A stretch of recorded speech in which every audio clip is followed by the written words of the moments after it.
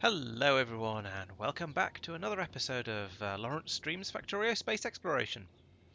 So it's been a little while since the last stream. I didn't manage to fit one in at the weekend, but I did get up to a little bit of stuff. So in the last episode we were talking about how I needed to get a lot more what do you call it?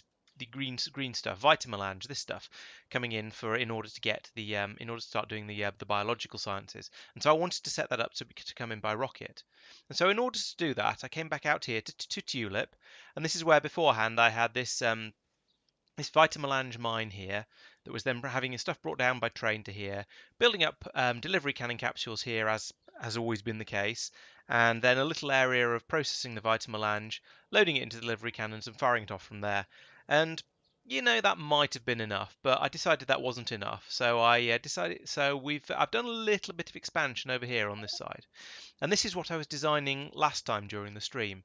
So we've got these big areas, we've got the vitamelange coming in, it's being pulverized, crushed down into this sort of vitamelange crush powder, presumably. Then we're cooking it with vulcanite into a vitamelange roast, and then we're processing that in indeterminate ways in order to make it into these little frappuccino things. And those are being shoved on the belts here. And actually, this produces an enormous flow of it, and this rocket filled up really quickly. So this is actually the second or probably third rocket that I've made out here. So that's going really well. Hi, Solren. Well, welcome to the stream. Hope you enjoy it. So yeah, that's going pretty well. And I've now got. So that means I've now got my landing pad here filling up with the Vitamelange, whatever it is. This one's called Spice, I think, Vitamelange Spice, and we're completely filled up this warehouse as well. So now the trains can start bringing it out everywhere, and that means I can start thinking about all this weird green biological science. So this is the point where I got to a couple of weeks ago. I've got actually let's get rid of that diagram for now and look at this one. So I've done the first two energy, first two astro, and first two material, but I haven't started doing the biologicals yet. Now I had done the first tier of biological way back. This one here had done the first tier of biological way back ages ago with my original space station, but that all got ripped up as I was designing the upgraded one to start doing things bigger and better. So there's pretty much a choice now, and we've got a few people in chat. So let's see what you guys think.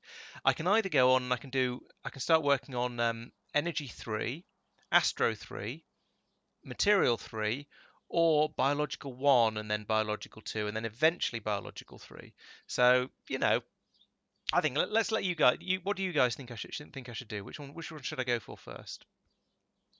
And I've had a look at the biological science here. So this is all the stuff I've already done. This is the bit where you need to loop it round and round in order to get decent amounts of the bio sludge coming through. But I've got loads of these green pots made already, so we don't need to worry about that too much. I can just pull that out of storage and get it running. So we've got then the four data cards for the bio one. Um, and then bio 2 is similar things, but we need to make a new type of biological sample. But none of this looks particularly difficult. I mean, even looking at the more advanced ones, 3 and 4, they don't look too bad. So I think this should be manageable. Wide area beacons. Uh, I believe I've already researched that. I think that was one of the ones I did. I can't find things like this. Beacon. Wide area beacon 2, wide area beacon. No, I've researched wide area beacons. That's already done. So you think I should then have my start building the first thing I should do is start building these things. That might be a good idea. There's quite a lot of stuff goes into them, but nothing too difficult, I don't think. So that seems reasonably manageable. Yeah, I don't know. I may be completely underestimating the bioscience, but I guess there's going to be a lot of byproducts, a lot of the contaminated biosludge, a lot of stuff like that coming out that's going to make things a little bit more difficult. But a lot of this stuff, it doesn't have that much stuff going into it. So, I mean, this is probably going to be, fatal. What's the name? Um, Okay, so Bio or Astro 3. Well, let's start with having a look at these wide area beacons since you suggested it, and then I'll probably, yeah, then I'll see how we feel after that. It might be quite nice to get Bio up and running from from sort of level 1 and 2, because that will let me get the more advanced productivity modules, because they're all dependent on bioscience for some reason. Um, so that's a sort of a reason to go in that direction. Then I can make my research labs a bit more efficient. Um, or yeah, as you say, I could do Astro, because then that way lies spaceships, and spaceships is something I've been wanting to do for a while because they look kind of fun. I did. Oh yeah, I should probably mention I did also set up. This is the sort of initial setup for doing biological science. So I thought I might as well drop this in, and then once I was on stream, I'd start building up the actual interesting stuff underneath it. So let's see. In order to make the the wide area beacons, then that's the these. Okay, so we need no, I need to control my clicking. We need the holmium solenoids, which is that, for which we need more holmium. I don't know how much holmium I've actually got in my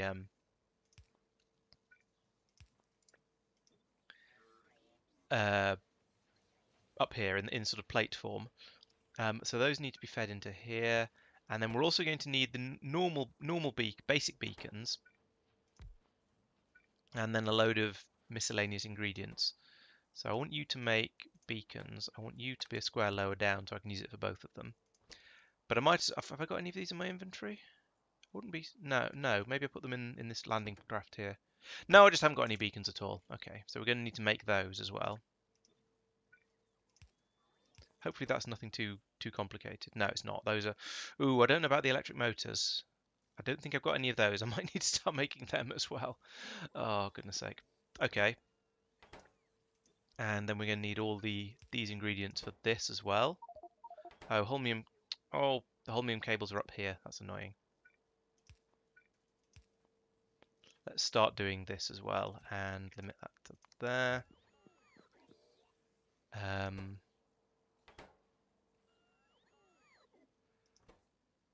yeah, the small electric motors are not happening, so I'm going to need to make those up here, which, as far as I remember, is. Ooh, I think the small electric motors. There's a load of electric cables needed. Yes, and iron gears and iron plates. Copper cables, iron gears. Actually, if I move that out a bit, I can put that in here, that there. I can feed them like that and like that. I know this is going to be horribly inefficient for passing the gears over, but I actually don't care. I don't think it really matters. No, you're making that.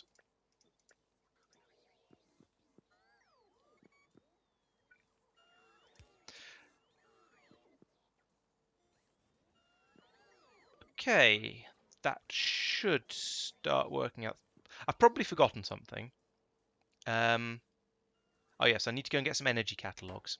Okay, let's go and get those while that just sort of gets into flow. I guess I'll find out once I've made one how big the coverage area for those wide area beacons is, because that might exactly how big those are may well affect how many of them I where are we? That one. Okay, 50 will do. Nice and easy. Yeah, that might affect how many I make and how many I set it up to make, because I don't want to go too overboard.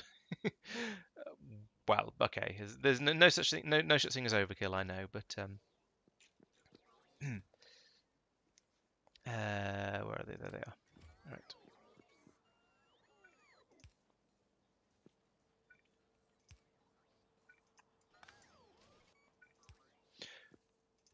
Right, one. That's pretty big, but it's going to take more. It's going to take quite a few of those, I think, to provide to cover an entire production area. Um, I suppose, so I'm still not going to be able to use productivity modules up in space, but I can now start putting the efficiency modules and the speed modules in everything. How many of these, how many am I allowed to put in one of these? Wow, that's a lot.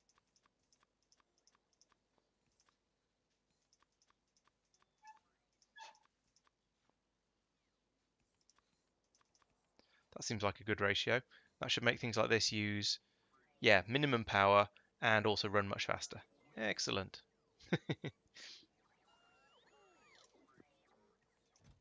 Oh yeah, you're right. That's not accepting, not pulling in copper. I must have misclicked or something. I thought I copied and pasted from here to here, or maybe, oh maybe you can't actually copy multiple recipes into a chest. I have to admit, I'm not certain. No, I copied multiple ones into here, I think. I don't know. Seems to be working anyway. I also don't need this to actually make any beacons because there's a load in this chest that are apparently just lying around in my store cupboard up here. Um, Blimey, it's a lot of holmium cable. I think, oops, I might have a machine. Well, I definitely have a machine up here making holmium everything. Maybe I should turn that into a buffer chest, and then I can tell the ones down here to also take from buffer chests, and we won't run out of holmium. That seems like a. Was there actually holmium being fed into that? Yes, there is. Okay, good. So yeah, if I tell this one to also take from buffer chests, then we'll still get the holmium plates coming down here, even though they're not being made right here. That seems sensible. It's made another one. Great. I think perhaps I need to upgrade that to a stack inserter. My only stack inserter, apparently. Although I suspect this. Oh no, there's lots of them in there. They're being brought in at a decent. That's crazy. 400 is probably sufficient for that, and I'm just going to take factor of 10 off all of these because yes, I know I know why it's asked for those sort of silly numbers, but they are silly numbers, and I don't want it to go that high. Right, let's not make too many of those, but let's take them with me. Right, now let's go off and think about Astro. Let's have a look at Astro 3. What do I need for that, and how much is it going to make my brain hurt? That's the first question. Um, okay, I'm just going to open that on my own screen as well because I can't see it very well on the Astro catalogs.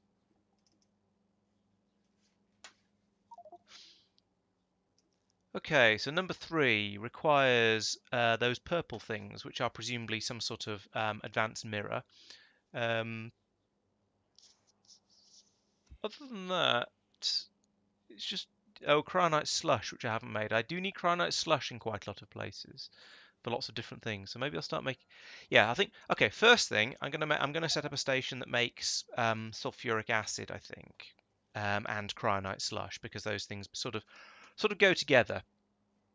So I reckon we're gonna need sulfuric acid here for making the cryonite slush, and I noticed on the biological there's also some things later on down here. Um,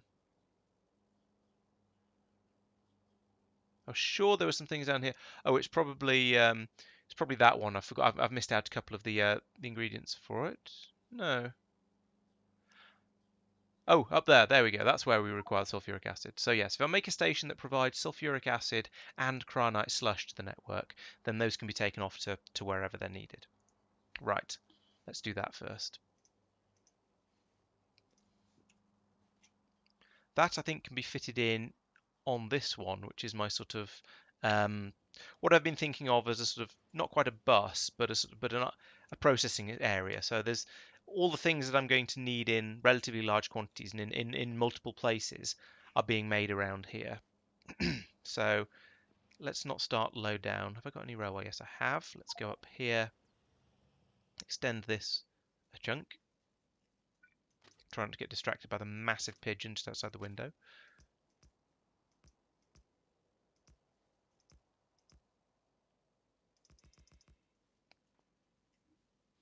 Okay, So this is going to be I'm going to have a drop-off station. Let's use my standard drop-off station if I can find it. Here it is.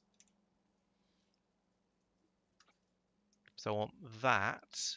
I don't think I'm going to need all 6 inputs for this. In fact, I'm virtually certain I'm not going to need all 6 inputs for this. That was the wrong thing. Put that back. Remove that. And tiles. Ooh, drift off into space. That's a good idea.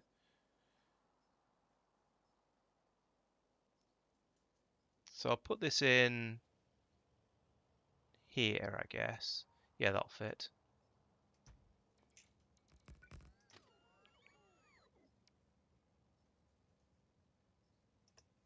And a way out. And a way in. Now, once the bots have built the ground here, I can then drop the actual station in, like so, and then realise half these outputs aren't going to work. But never mind, I'm pretty sure I'm not actually going to need all of them. And what I can do is I can bring this one can probably swing around this side, and maybe this one can too. And if not, you know, I'll work something out. Right. So let's unset everything for now, especially you. Don't want any of those. But I am going to want. See, if I'm making sulfuric acid, I'm going to want iron, and I'm going to want sulfur. And I'm going to need water as well, so I'm going to need to bring in ice. So that's it for the sulfuric acid itself. I'm also going to need cryonite. Okay, maybe I am going to be using more of these outputs on this side than I thought I was. So I think that should be everything I need for the cryonite slush. Why have I got... What's going on here? Oh. I put the station in the wrong place. So things didn't work out quite as they should. There we go.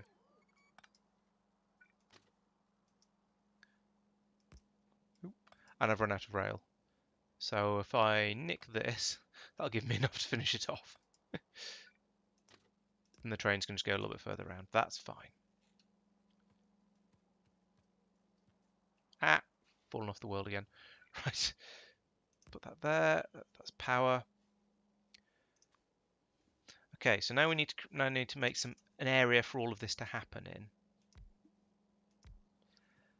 The first thing that's going to happen, I think, is going to be melting the ice. Let me just check what that's done in. Sure, water ice turns into water up in space in a biochem facility. Okay, that's not particularly surprising, but I bet I don't actually have any of them. No, I've got some decontamination facilities. That's it. Okay, let's go and get some. Let's go and get some biochem facilities. Hopefully, that's something I've been making lots of, because I have a feeling I'm going to need lots of those.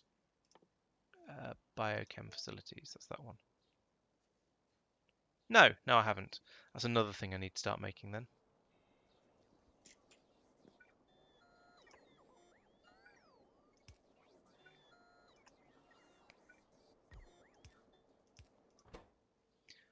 Biochem facilities is that one. Is that silly numbers? Yes, that's silly numbers.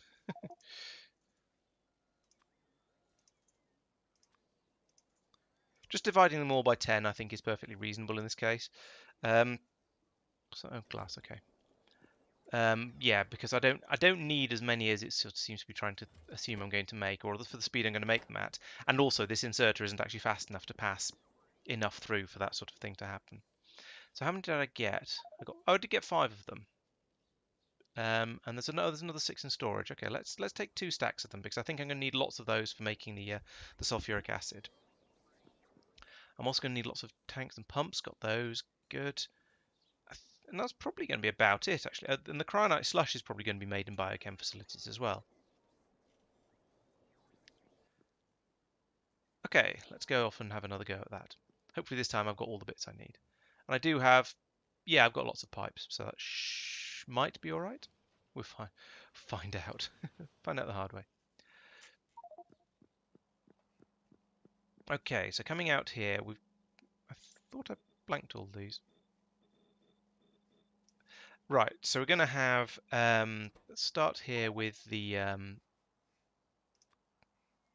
what should we do first? Let's have iron in this one, then sulfur, then cryonite, and then over here we'll have the ice. As long as I can find a way of getting this out. Now the problem is that when an inserter puts down on a splitter, it puts it on the far side of the splitter, not the near side of the splitter. So that means if I move these one in, then it just won't work. So what I'm going to have to do here, I guess, is just go underground like this. This is a bit messy.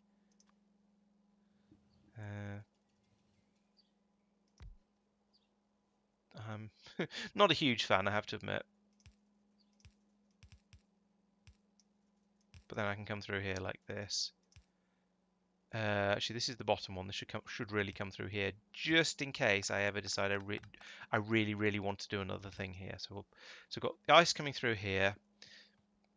Then that'll produce water, and then we'll mix the water with the iron and sulfur, and then to make sulfuric acid. Then we'll mix the sulfuric acid with the cryonite to make the cryonite slush. Good. I think that should work. Yes, should. All these things are big. That should be enough space, though, I think.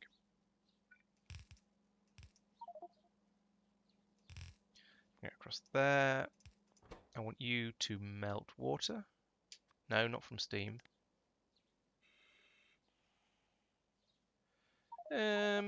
Water? Water from ice, good.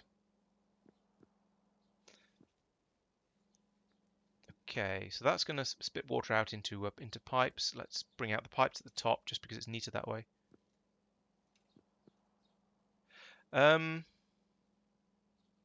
Those two belts directly onto underground. These two onto underground haven't come out here. I suppose I could. I don't know if that helps. And I'll be able to bring another one of these directly through. Yeah, that might be a way. Yes. Yeah, that makes sense. I'll do that when necessary. I mean, at the moment, I don't expect to need them, so I'm going to be lazy, just because I can, really.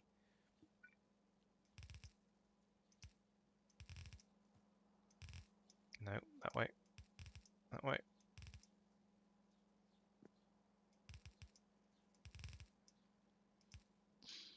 Okay, that's all the stuff. Now, this is all going to need to be about yay wide. Joy.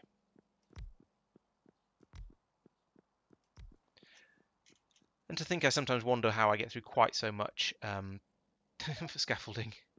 Right, let's leave a decent gap for that, because I'm going to need to bring in both of these. Now, I don't expect to need them for anything else, so I'll just bring them in on the same belt here, without bothering to split off.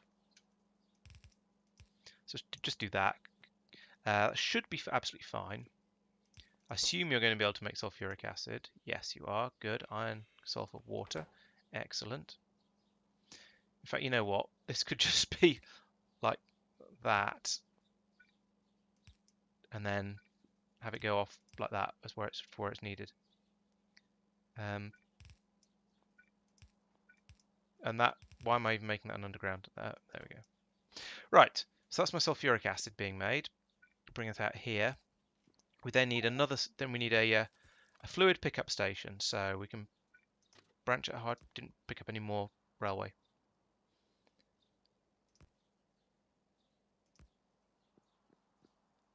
So that's going to be about the same size as this one. Let's just do this the easy way and shove in a actually that's not that'll be very wasteful. About yay much should be sufficient for a station. So we can put in that's not a station. Put in a station. I want to put it lower down than that. Maybe that's enough. Oh, it's the corner. There we go. Okay, put that there then. Harvest a bit of this back in again because I'm going to run out it sooner or later. Then we have a pump for loading the train, like so, and then of course a couple of tanks on here. I reckon we want at least 2. Let's make it 3 minimum, because that way we've got the space to fit. That way we can load up an entire train without using up absolutely every bit of the acid that we're going to have available. Go under there just in case. And then pipe, pipe. And that could be a 7. 1, 2, 3, 4, 5, 6. I've taken that. Let's make a couple of those.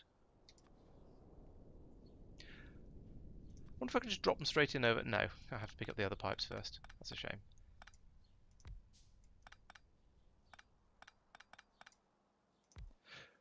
Right, that will now be my my acid production.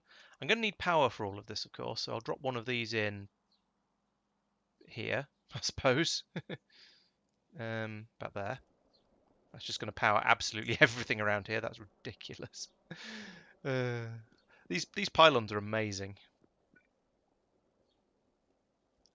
And then here we're going to make the cryonite slushies,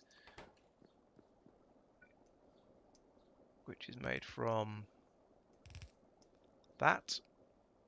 This is going to actually need to be an underground coming through here. If I do that as well, if I line this up properly, then it'll probably work better.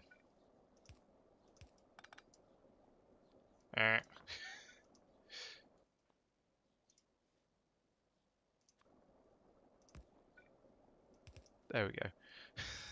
Yes, that's probably going to work a little better than it would otherwise. Shove in an inserter there, and then of course we need the belt coming across here, and up from here to make the cryonite slush. Now I need to go and get some more railway.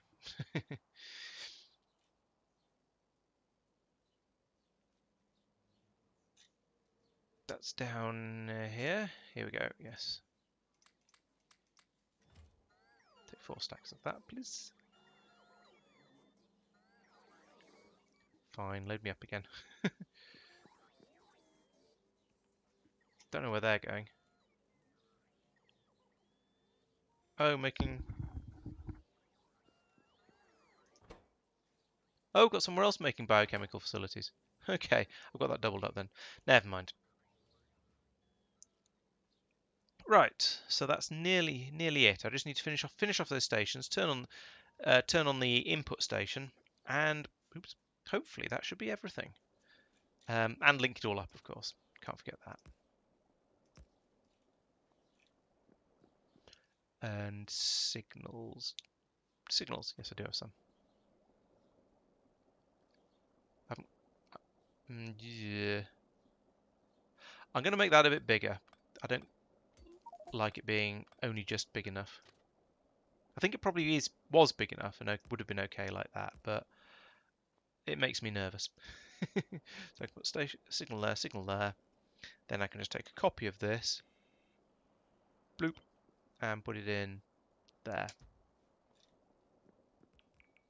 Now, of course, it would help if I'd taken a proper copy of it with the tiles as well. Then when I put it down here, it would actually work. Not you, not you, not you, not you. Oop, fallen off. And again, not you.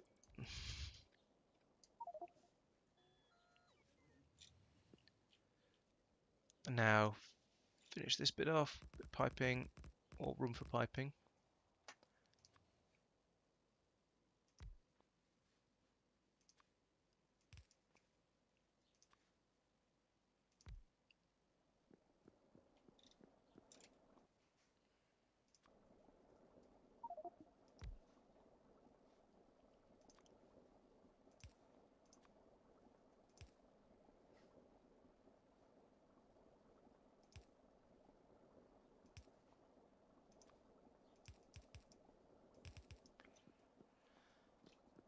Okay.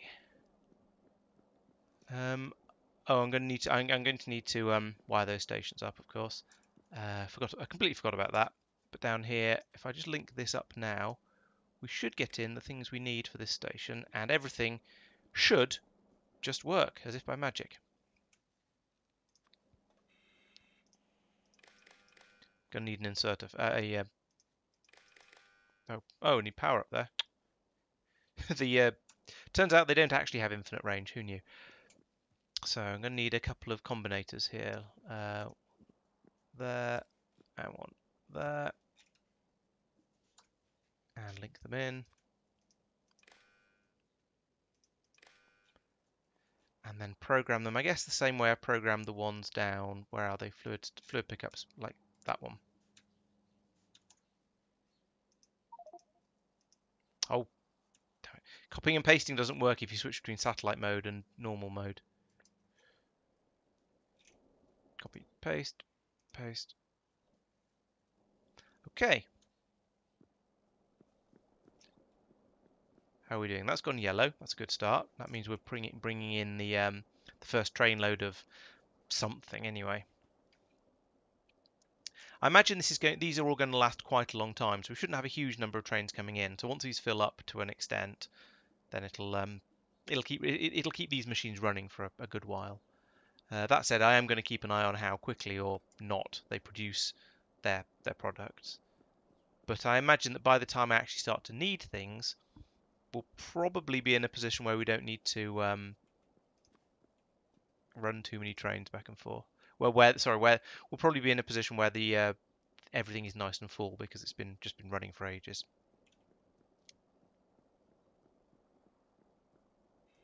Where is the train that's going here? Okay, it's on its way. What? I reprogrammed that. Oh, then I pasted over the top of it. Oh no. Go somewhere else. um, um, go manual. If I go back to the depot and then go manual, and I'll sort you out in a minute. Oh.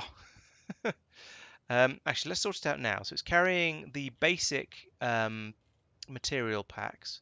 So I need it to go here until empty, and then just drop them all off there. Right. Let's try this again.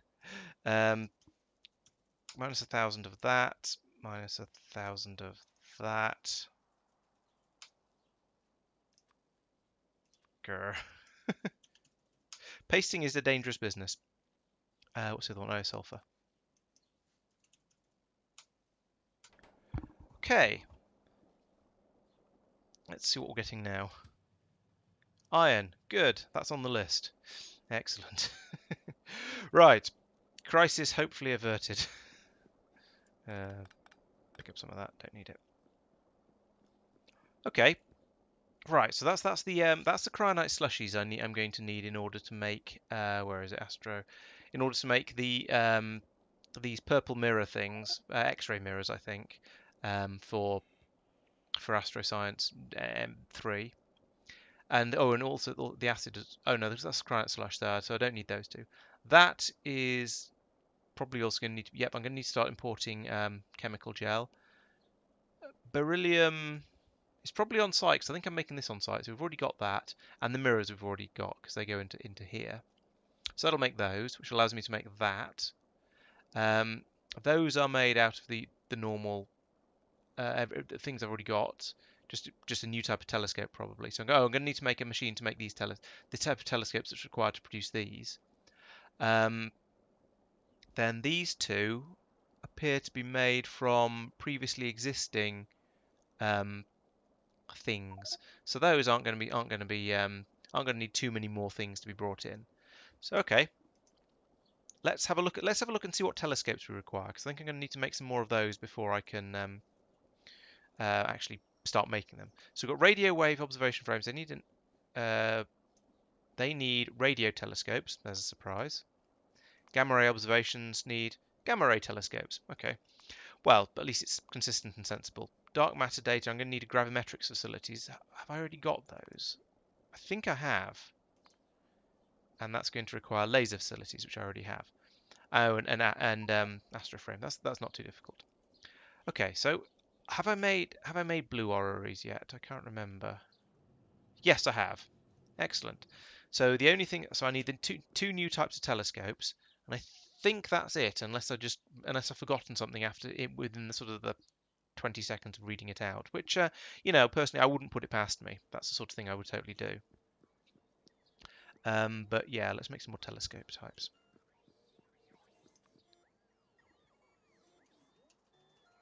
Going to put them on the end over here because it seems like a logical place to have them. I'm sure I reduced how often the game was supposed to save, and it still seems to be saving often enough to be annoying. So do one of them, and two of them, four of them, like that. And these guys are going to make more and more and more and more telescopes. So now we need that one, gamma ray.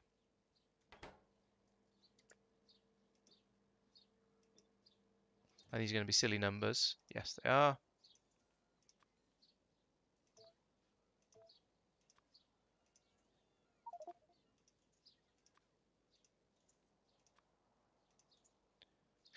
So I'm going to need to bring in mirrors and aeroframe scaffolds. That's something else to think about.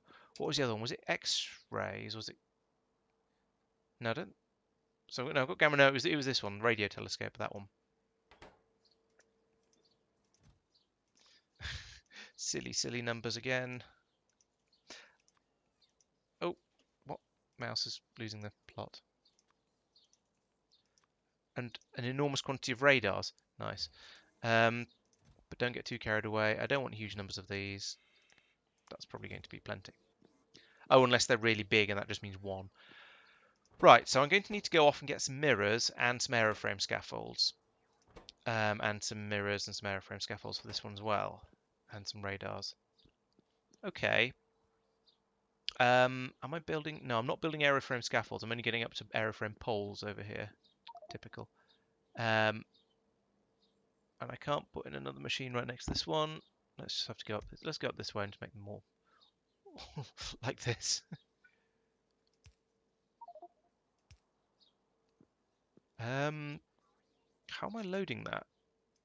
I'm not. That's why it stopped. Okay. No, wait.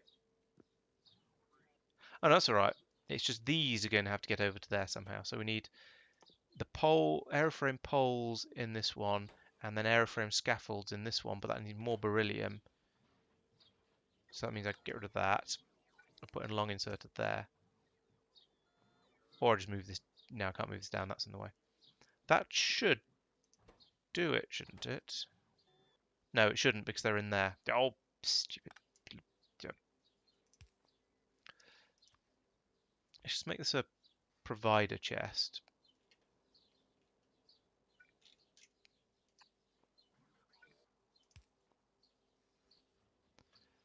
I can't. Oh, I want the I need the adjustable inserters from Bob's Mods. That would just make this so much easier.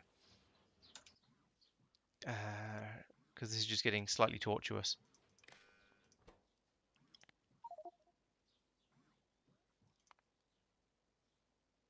In fact, I need to redesign this in a much more sensible way, so that it's not all some sort of weird, horrible tangle and using all the logistics bots for absolutely everything. This is horrible and I hate it. And maybe someday between streams I'll come in and just clear all this out and make it not awful. That might be one of my little projects, but we'll see how that goes. Okay, so that's the not girders. I can't remember what they're called. The beryllium things, and then we need a load of mirrors. Mirrors I'm making up, down here.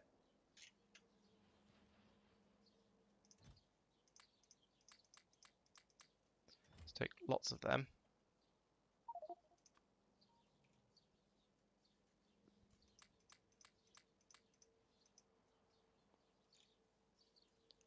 Have you got everything you could possibly want? No, still need more aeroframe scaffolds, and then more aeroframe scaffolds, and more radars. How many radars does it need? 10. Yeesh. Sure. Have some of those. Radars are not something I expected to have to bring up. Let's put them on the shopping list. Because I like having radars available. just to keep, just so I can keep everything explored properly. Keep radar coverage over my entire area up here, so I can look out and see what's going on everywhere. So that's something I do want to have being generally produced and being generally available up here. Right. So we are now just waiting on these aeroframe scaffolds that are being built very, very slowly because presumably it takes lots and lots of poles to make one. Only two. It's just a bit of a slow process. Okay. I guess I can leave that running and then I'll come back and get these radars in a moment when I've gone over and had a bit of a think about the astroscience area, which I think is the first one down here. Looks right. There's an enormous amount of cooling coming off the side here. Yeah, here we go. Right. So I'm going to need an enormous area to play with, like this. And then I'm going to need to look slightly confused for a little while I try and work out what on earth to do here. So yes, we're going to need more of the plate things, which are this belt, which comes to a stop here because I didn't think I'd need any more. Where can I put this radar? I can put it there, that's alright.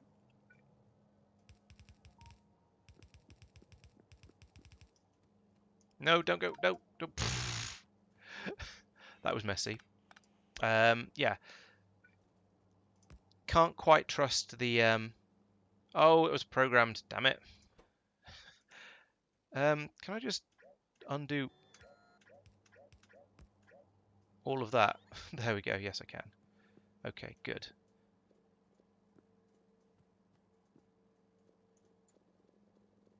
Get rid of all of these. There we go. Right, what was I trying to... Oh yes, needs to go underground to get past here. And you can't trust Factorio to underground properly when there's split, when it's a splitter you're trying to go underground by.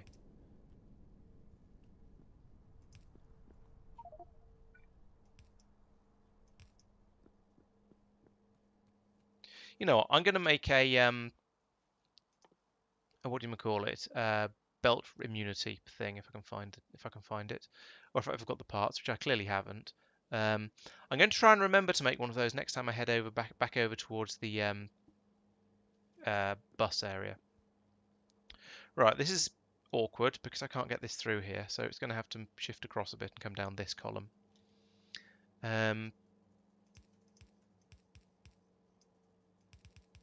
Oh, for goodness sake, stop doing that! Stop feeding things through in the wrong place just because I'm trying to build a belt through.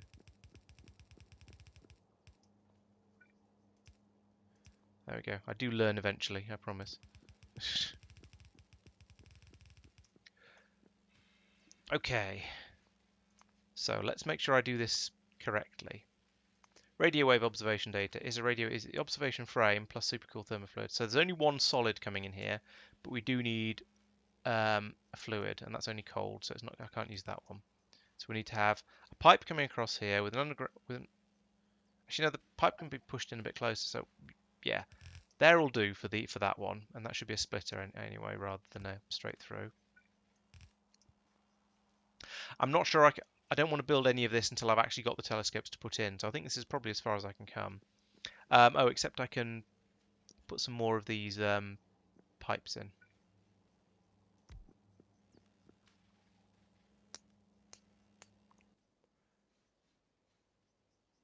Make some pipes of various lengths.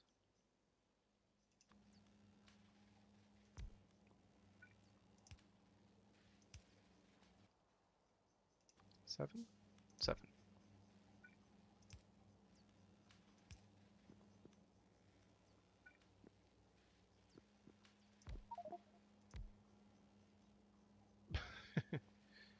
Why is that not further over? Like that. There we go.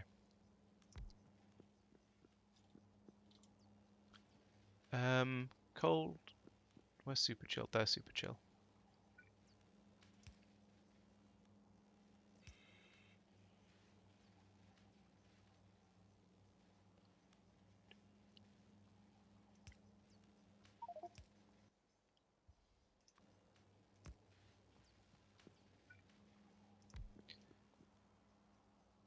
Okay, let's go back and see if we can get those telescopes now. Because I don't, as I said, I don't want to go too far without the telescopes because I won't know exactly where I'm building everything, and I'll probably get it wrong.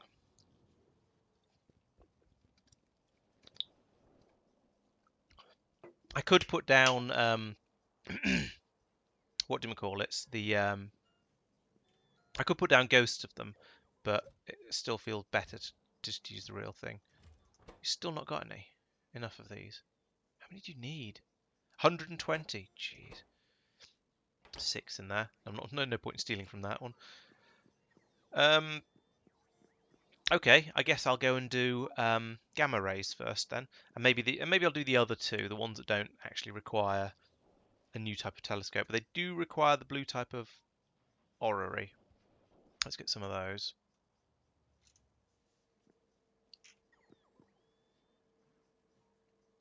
I'm sure I must be making them around here somewhere. There we go. Gravimetrics facilities. What else? So that one's done. So I do need those things as well. Boom, boom, boom, boom, boom. So I've got them. I've not got any of them because I can't because they're so slow to build. I've got got them. Got one of them. Got them. Those are being produced already. Laser facilities. I mean, I'm building those in general, but I don't know if I've got any in my pockets. Now I've got thermo facilities, but not laser. All right, let's summon some of those. You laser? You're a laser. Yes, give me some laser.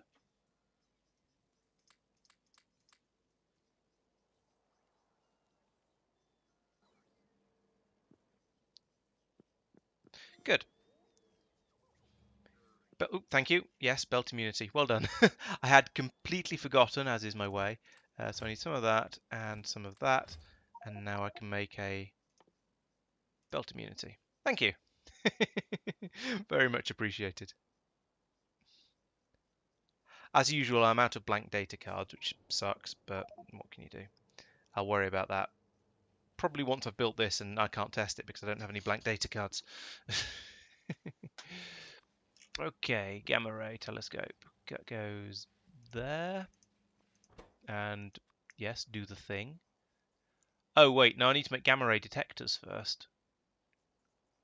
And this is literally the only thing that uses them, so I won't put it in further down. I suppose I could have put it in just below and fed it back up again. That would have worked. Right, so are those funny mirror things? Gamma ray detectors. I need to make those in the manufactory. I didn't bring one of those because I'm a dumbass. Okay.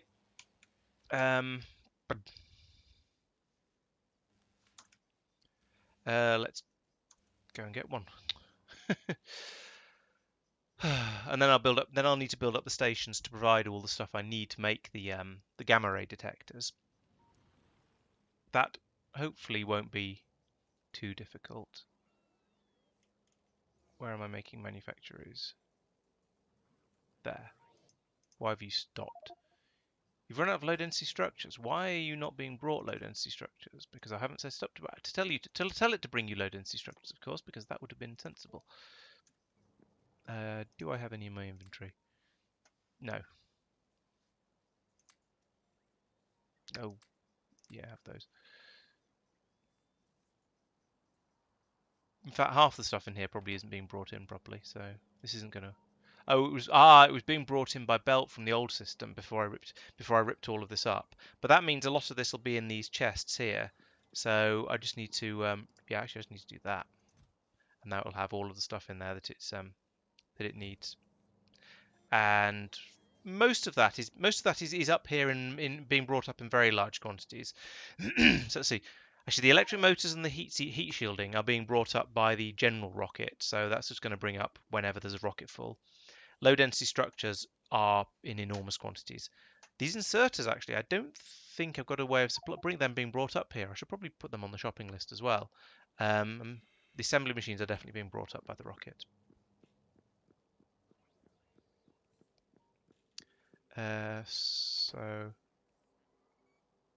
Oh no, we are requesting inserters up here, but let's have a few more than that. Let's have like 600,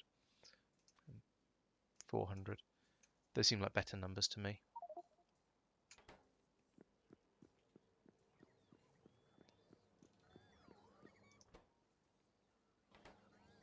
Right, so there's my manufactory.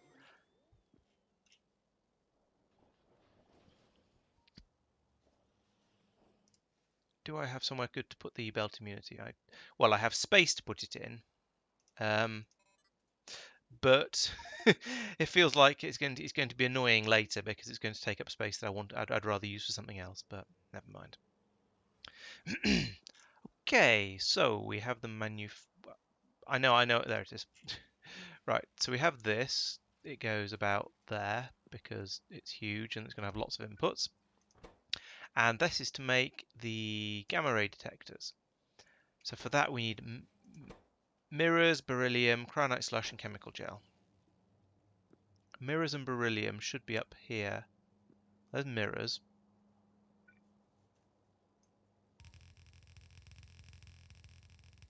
I can just come straight down here.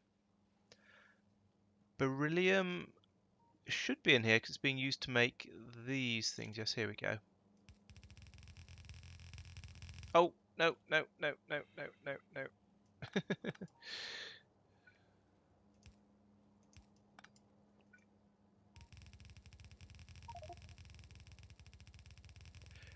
Bring that one down as well. And then I think I don't have chemical gel, or oh, yes, I do. Okay, no, that's light oil. No, I don't have chemical gel, so I'm going to need to bring that down. I'm going to need to put up a station for that, and for the other thing that I've forgotten already, which was the inability to click. Oh, cryonite slush. Okay. So that's okay. I can just have another one of my multiple fluid stations. That's easy enough. Oh, I do. That's interesting. I've got a little bit of chemical gel up here, but the station isn't actually requesting it, presumably. Oh, it is. And I've got a spare one here. All right. Change of plan. Let's run those two down here. So we've got... I could pull these up a bit. Oh no, these are waste card things. I may well produce more of these. So I'm going to leave these as safe places for the for those particular memory things to go through and not move them across at all. So I'm going to need a too wide thing going all the way up from here down here somewhere. So if I jump over to here, up here, or rather fly up here because it's so much quicker.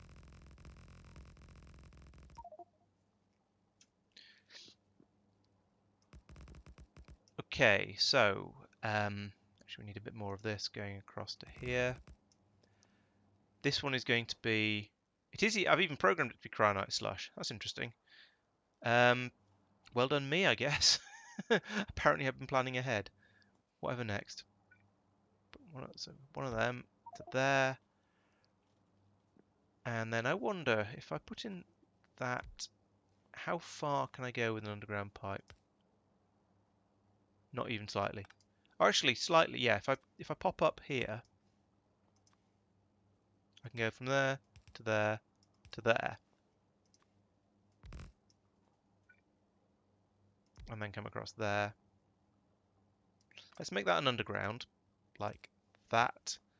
And then I can just start shoving in the really long pipes down here like this.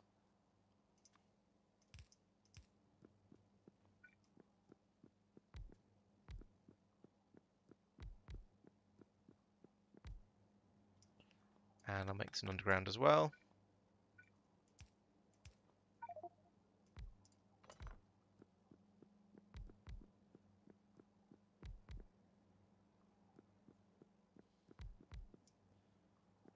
And this one.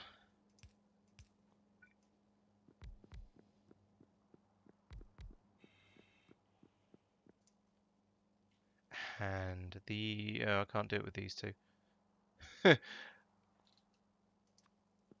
I can do it with that one, like that. That's fine. But this one... do that. And I'm not sure if this is worth it.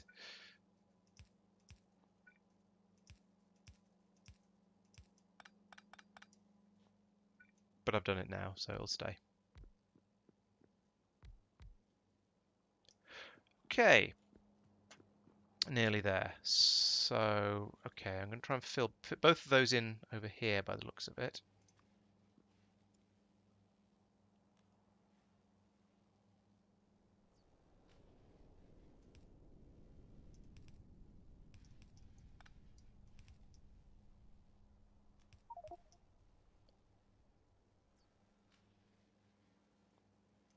That's going to be the first one, which will be, well, due to the way it's set up, is going to be the chemical gel. And the next one isn't going to, well, maybe it'll fit actually. Yeah, if I put that there, then what else do we need? So we need solids, we need mirrors and beryllium plates. Brilliant. Let's fill this area in a bit so I've got some room to play with. So we're going to need to have, well, let's do that and that anyway. So if we have the belts coming in here and here, we can then feed it across like this. Oh dear. Like that. There we go, that should fit everything in, I think. It's kind of messy, but I think it'll work. Okay, so from here, do that, and I guess this, and then we can put in that there, and that there.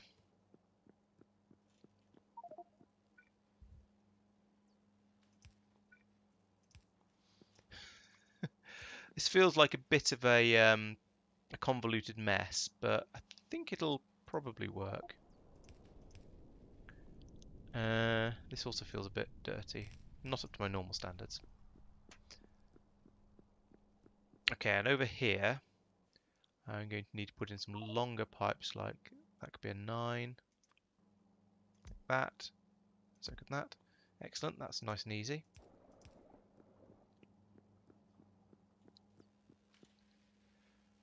Okay, yes, that is all of the inputs. Excellent. We have these come out here. And is this literally the only thing that uses these gamma ray plates? Yes, this is literally the only thing that uses them. So I'm not even going to... I'm just going to loop it around like... Actually, I'm going to need room for coolant as well. So I'm going to loop it around like that. And then put it straight into the telescope here.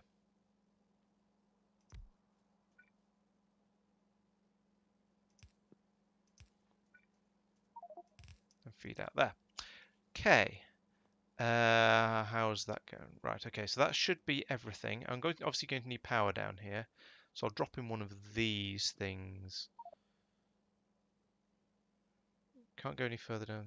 Do you think if I put it there, there might just about be room for a an extra... Oh, hasn't got long enough thing. There might be just about be room for another what do you call it underneath it. And by what do you call it, I of course mean a telescope. The big red dish telescope might sort of squeeze in here. We'll have to see. Right. Oh yeah, you're also going to need to have these as an input. So bring those over to...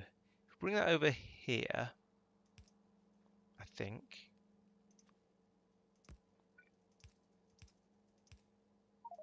then yeah, we'll have those two on both sides of the belt there, and that gives that everything it needs except for the coolant. Good. Right, how's my cryonite slush production coming along and other things? No sulfur.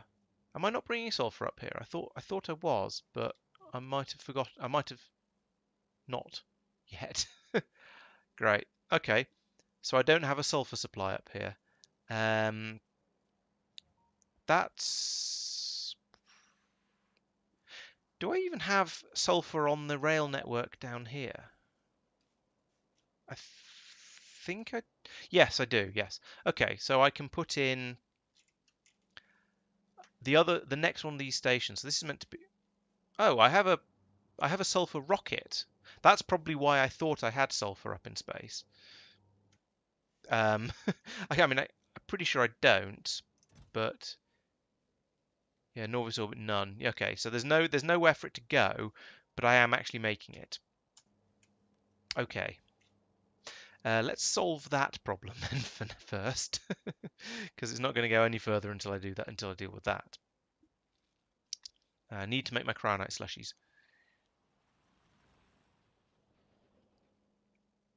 So we need another one of these stations up here.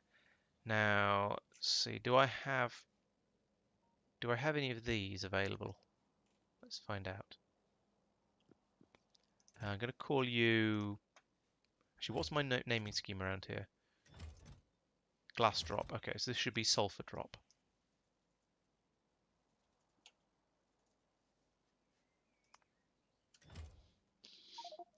And if I look at the Norvis again, I can say I want you to go to any landing pad with the name sulfur drop. And launch automatically when the cargo is full, which is now, of course. So we should get a rocket coming in here. Now, there's not going to be anywhere for this to unload to at this point, I suspect, because it definitely looks like I don't have any of these. Now, the question is, so presumably I don't have any of. Oh, actually, I might be outside of. Am I outside of bot area? No, they would build there if I had any. Okay. Now the question is, do I have any warehouses spare? Let's find out.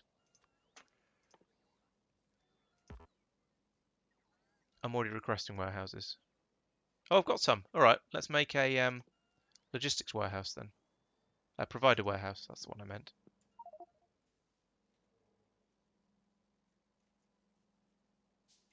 Doop. There we go. Oh yeah, these need to be programmed to do sulfur, which is there. And so do these. And I think I need to hook it up to the station, like that. Right, that should cause me to get a sulfur train up to here, which will allow me to start getting sulfuric acid, which will fill up this station, which will allow me to get cryonite slush, fill up this station, but I won't get any trains in there because there's some track missing. Great. Do I? Yes, I do have some track. Excellent. Fill in the gaps like so. Not you.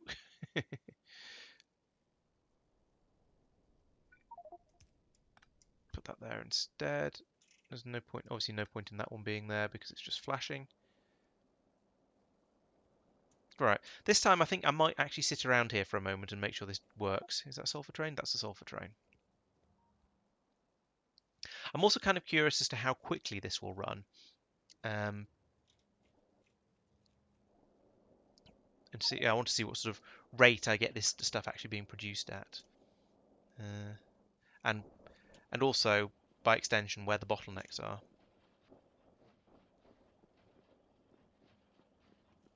And I'm sort of hoping that the water melting the ice will be the fastest, followed by the producing the sulfuric acid, followed by producing the cryonite slush.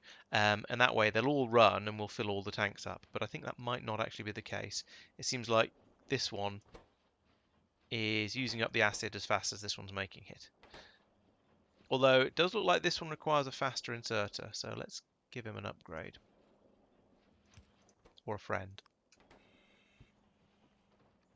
That's better. Is that now fast enough to... Is that even linked? That's not linked, that's why it's not filling up. There.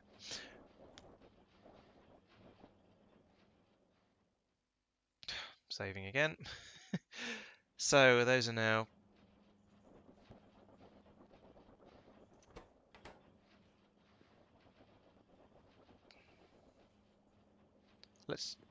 This isn't linked up to a pylon, I can't tell the total, I'm just having to look at these and guess. But yeah, I think they're filling up. So yes, everything is working as I hoped it would. Up here we've got quite small amounts of cryonite slush being made actually. I was expecting that to be a bit quicker, or at least to produce it in larger volumes, because liquids tend to always come out in quite big volumes of everything. I suppose I'm making 10 for every cryonite we melt. Maybe that's reasonable. I'm not sure.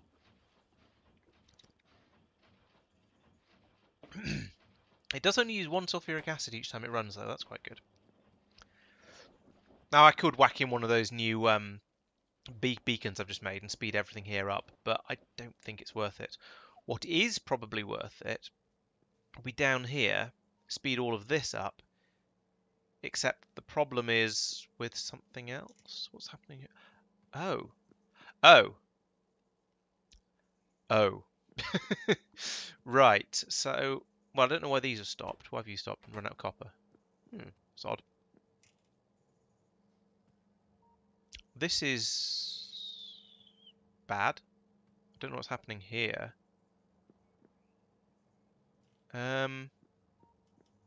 What's this? This is the... That's memory cards. Where's my rubbish dump station system? I've obviously broken it. Because this shouldn't be... I think this scrap belt shouldn't be going up here. I don't think. Because there's no scrap. This is... Oh no, this does produce scrap. Oh, I see. It was dumping onto this belt, but then it stopped being able to because there was too much other stuff. Ah, right, gotcha. So it wasn't wrong. It was just a poor design, which is a different sort of problem. So if I do that, then that'll flow through there. It'll go into this scrap station down here, and that problem at least will be solved. Okay, that's all right then. Now I understand what was going on here, and so I feel much better. And now hopefully that means that these machines will start crushing up the completely dead memory cards, and maybe they'll actually be able to keep up. I don't know. But this goes some way to explaining why I was running out of memory cards, because that whole thing was gummed up. Although why I'm not getting any copper in here, I don't really know. Well, there's some. Okay. So despite what I was saying earlier, I don't think there's any point in moduling all of this because it's running fast enough. It's limited by the by inputs rather than by production, rather than by the machines. So I'm just going to leave this alone and let it carry on producing memory cards like this instead. Now, when are we gonna? It's going to be a long time until I can tell whether this is sufficient or not, because it's probably not going to... It's not going to catch up with these, I don't think. So it's not going to actually catch up until this is empty, which is... And there's 1,100 memory cards in here, so it's going to be quite a long time.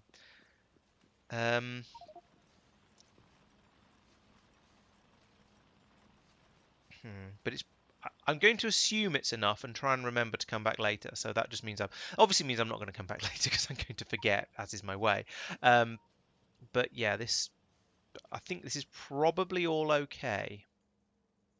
How much? I don't know how much water we've made. Let's change that.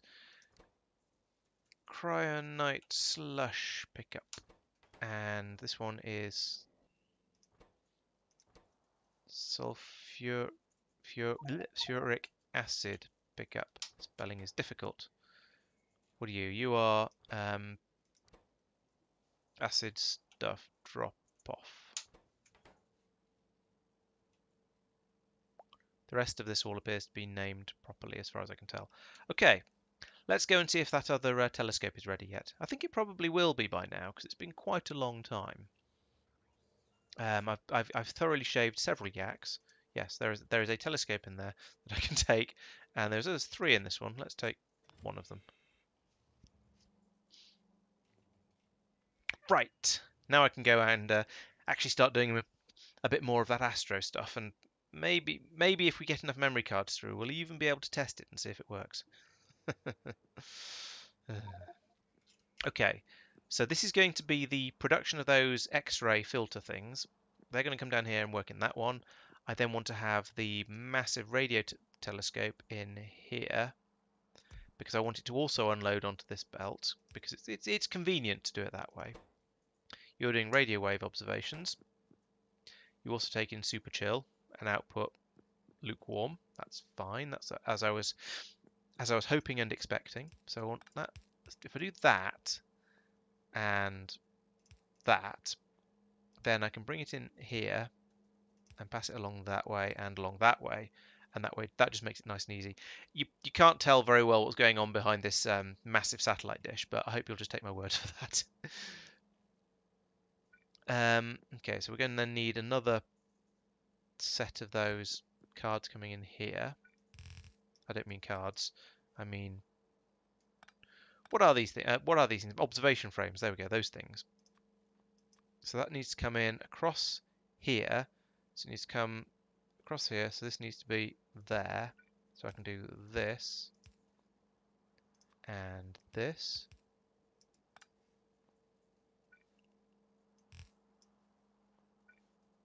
Feed them in there. Okay, let's do the coolant now. So we need this one first at the very top and very bottom of the system, which is here.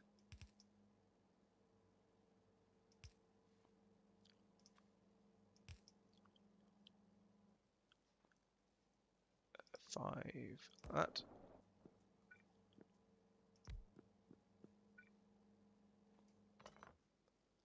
Then way down here. That's pretty close. Okay, I'm gonna have to have a kink in it here to get round all of this. But that's right, let's put it there. So just to keep all the numbers and things lined up, everything lined up properly, just because it makes me happier in a way, and it makes it easier later when I come to try and ram another no, like that.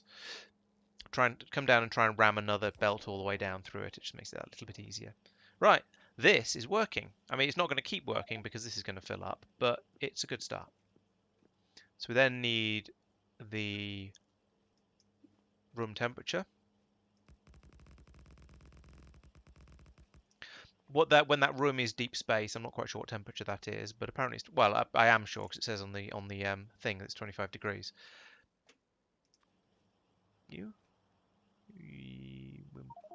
Yeah, this one.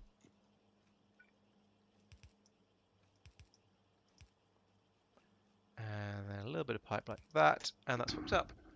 Right. So now this one will keep running quite happily. This one is waiting for the cryonite slushy to come along so it can start producing these things, and then I think that should start working. So I believe, I know, famous last words and all, I believe this is done. Can I whack the belt straight down here, or is that going to cause me problems? It should be all right. There are other things that I need to feed through, so I'm going to have to come back and trace those and work out what they are. So actually, I'll leave that for now because I'm going to have some more things to come down this down the chute here to provide for the next step. Or it's a bit late to think this, but I should have had these feeding straight from the telescopes into the analysis machines. But never mind, I can do that. I can do that down here instead. Is there an easy way to? No, let's just split the belt.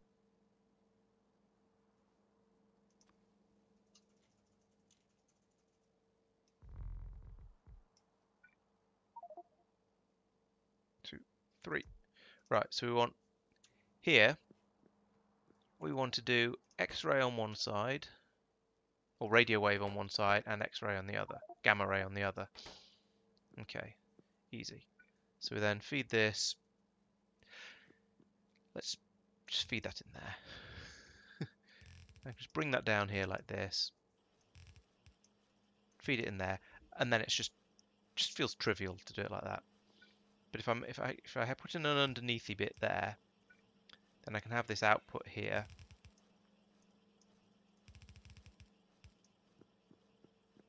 Down here.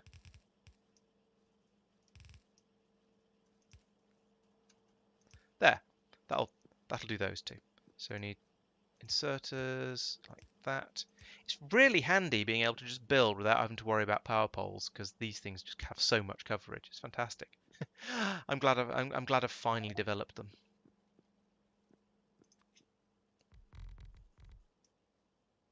Okay, so let's put in a bit more space down here. Next up, so we've done the. Now I've done the. Let's go back to Astro. We've got the radio waves, we've got the gamma ray observation done. So we've got dark matter, which requires gravitational and negative pressure. Oh wait, some of these are going to split. Oh, these need memory cards as well. Ah, bollocks. Okay, in that case, what I'm going to do is flip all these around.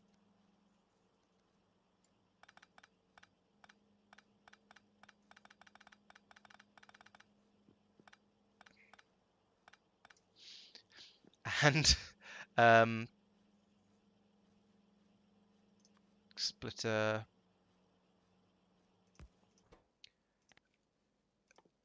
science, is it in here? No, in here? Yes. Sure, radio waves first, that'll do, I don't care. And then I'm going to bring in the memory cards there, feed it up like that and across like that. Then the other half of it comes down here. Again, gets the memory cards fed in like that. And we should be alright. That's going to need to be an underground so I can get the memory cards in. Memory cards. Let's go and find where they come into this system. Or rather, how far down the system they're getting so far. It's this belt here. Okay.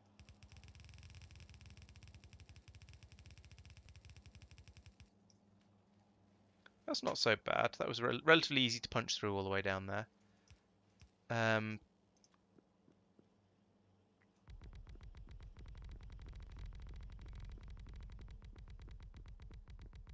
Bring this down here as well. Oop, a lot far, never mind.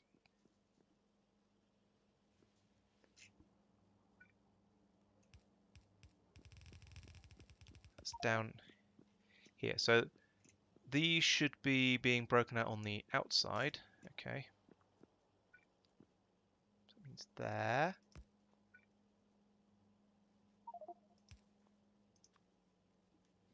I'm running very low on scaffolding again, of course.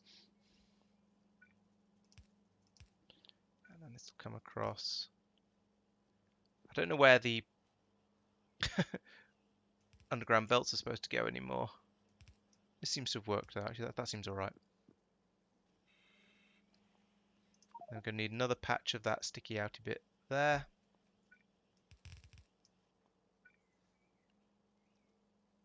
There. Boom.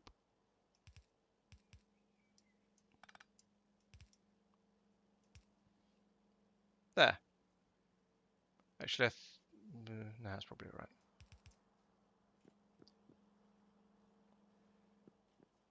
And then, yeah, then we can have an output belt for that here. In fact, let's bring that across one. And do that. I mean that. Then we can go underground that. And bring us down here. Take those for me. Take that for me as well. Oh, and yeah, need a splitter on the way out. So this is producing. Oh, it's producing lots of junk. That's unhelpful. It's not actually it's not too bad. If I do that, then we can tell this one to output the scrap, and this one to output the junk memory cards. on the other side. And then all of that, and those two will both need to go up over here somewhere, wherever it is that I'm disposaling of those, which is way up here. Got two separate belts by the looks of it. Which one's this? This is, okay, so this junk memory card is the outer one. And then actual scrap presumably is this one, yes. Okay, so this is junk memory cards.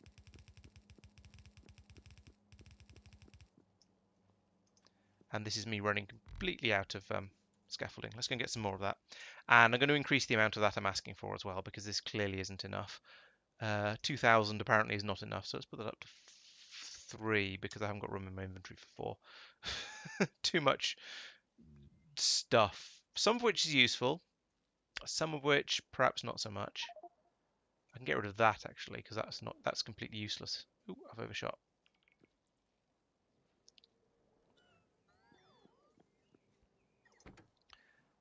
Nope, nope. Any other stuff that's useless while I'm up here? I want to say the power poles because I've now got the big pylons, but I'm not convinced they're useless. Let's get rid of the train parts into the into here. I don't think I really need those particularly. Don't need them or that. Them. Oops. Let's keep them and put them somewhere useful. Otherwise, if I don't do things like that, if I don't try and take things back to where they belong, I just end up with all my warehouses filling up with stuff that's basically useless where it's being gathered. Scrap station's keeping up. That's good. Yeah, my warehouses will just fill up and fill up and fill up, and eventually I have to spend ages just sort of transporting stuff around back to where it should actually be rather than where it's ended up. So I can put these hopefully back in here now. Like that.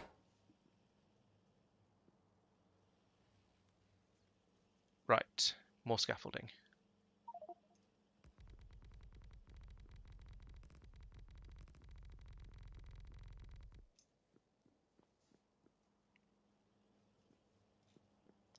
This one was the junk data cards, which is this one, this belt here. So bring that out like this.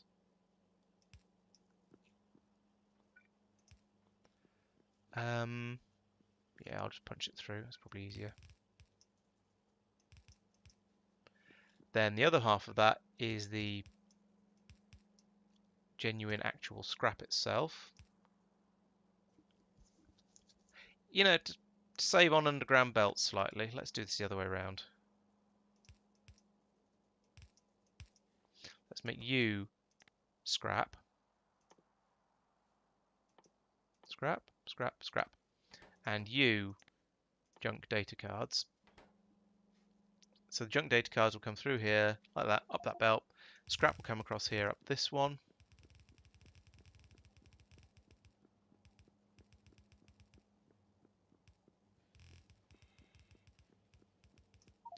Up to here.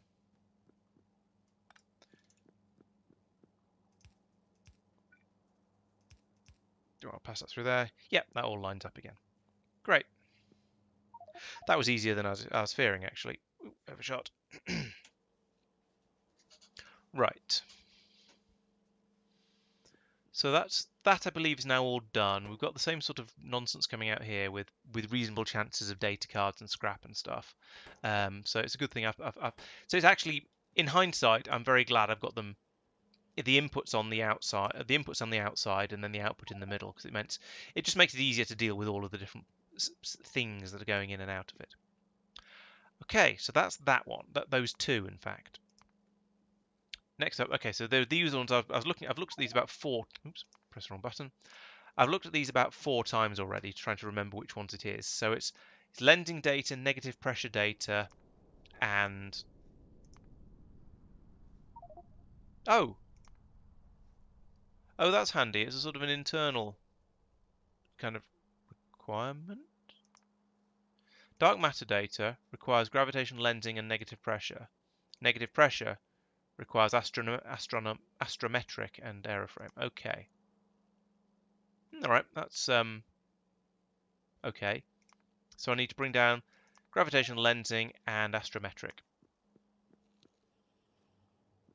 And then I get up to here and I go, which one was gravitational lensing? I think it's this one. I'm going to check though, because yeah, gravitational lensing, that one. And astrometric is this one, the light blue one up here. How am I going to pull these out without making a complete mess of things?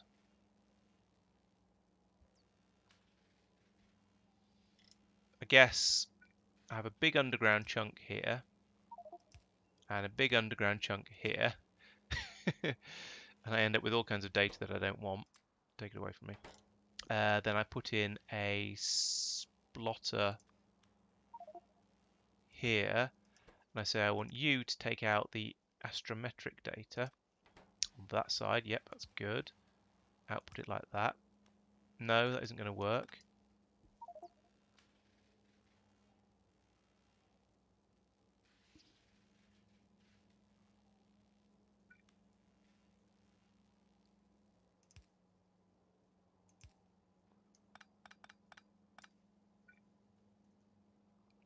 How far? No, not far enough.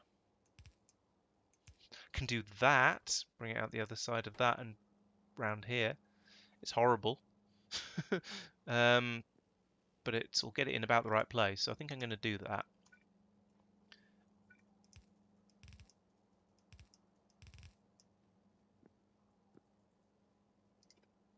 One, two, three, four, five, six, of course. Full five and ready.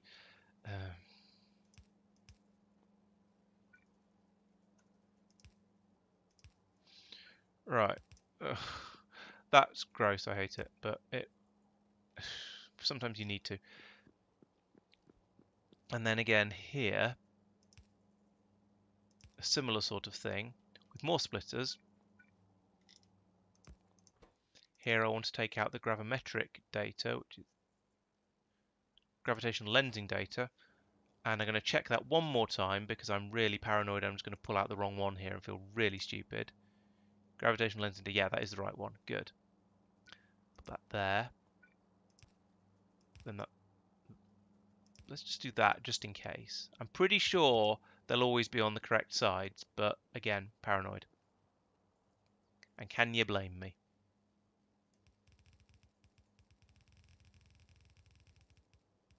Huh, happened to line up. That's convenient. Right, so we've got all these data cards coming down here now. And I'm still automatically running on belts, even though I've now built myself belt immunity equipment. So I've got all these data cards coming down here, and those are the ones I need to then turn into the more weird types.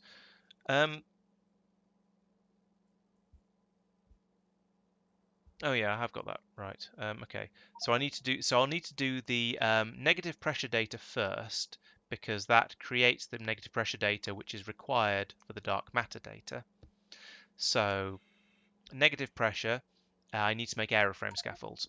Okay, so that's going to be the beryllium again and at least 2 construction machines.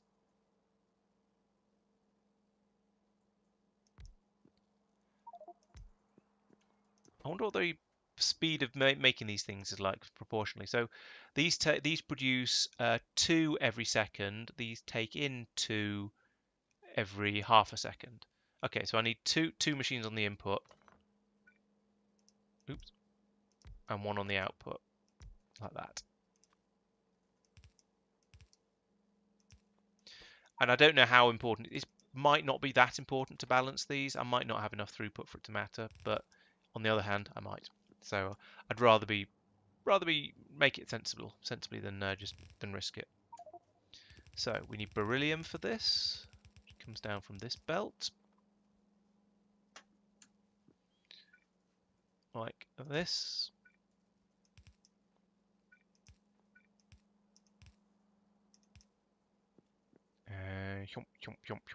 Oh, does this requires beryllium as well? Of course it does. Oh, what are the numbers like? So it's 1 beryllium plate to make 1 aeroframe scaffold. So it doesn't matter whether I how I balance the inputs and output, which input and out, whether input or output is the inner belt. So I'll make it the inner one because that's easier. And then I can put an exerter there like that. And I've run out of power, which is nice. Now, the thing is, I don't want to put another one in until I get to about here. So it can just languish without power for now. I don't care.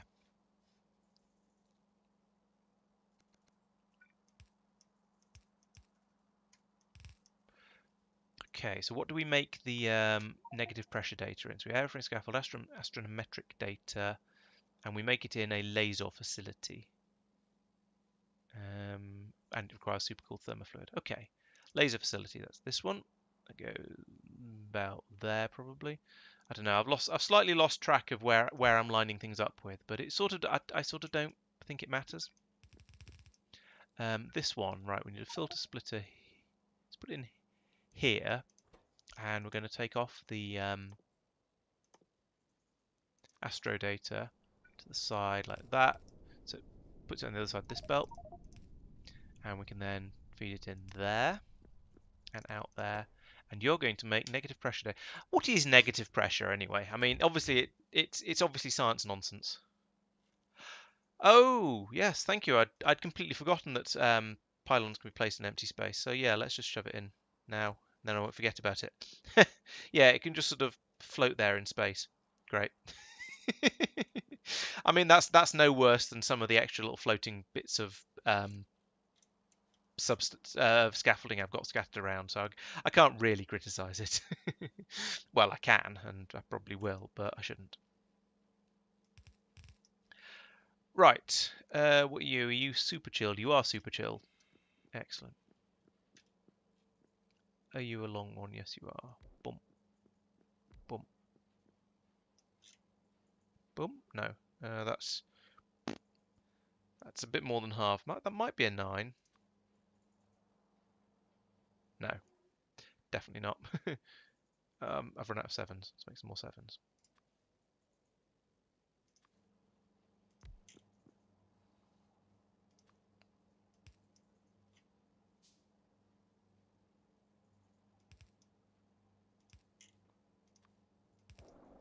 Gloop.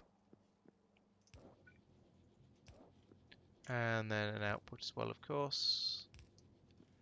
And the warm stuff comes down. It is warm, isn't it? It's coming out there. Yeah. Warm is this one. Bloop. No. That's definitely a 9.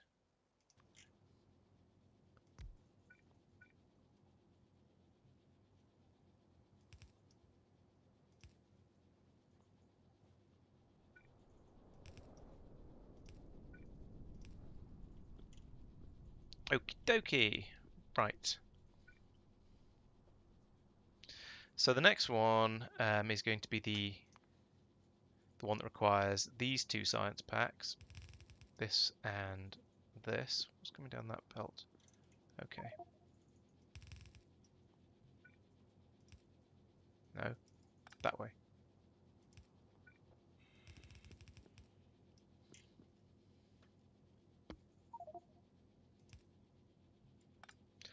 So what I'm going to do here, let's see. I mean, none of this is particularly complicated stuff. I'll make that go underground like that. Over here, I want to split this, so half goes on that belt. That's not going to work. Half goes on that belt, like that. That'll do. The other half goes downwards and carries on. Yeah, that works.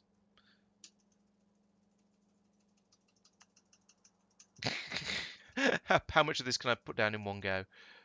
Well, I've got 2,700 of it in my inventory. There we go. That's nice and wide. Okay, so these 2 belts are the ones that are carrying the actual science packs for what I'm going to be doing further on. So let's do this. And then it was I can't remember what sort of machine, so we'll check this again. This is the dark matter data.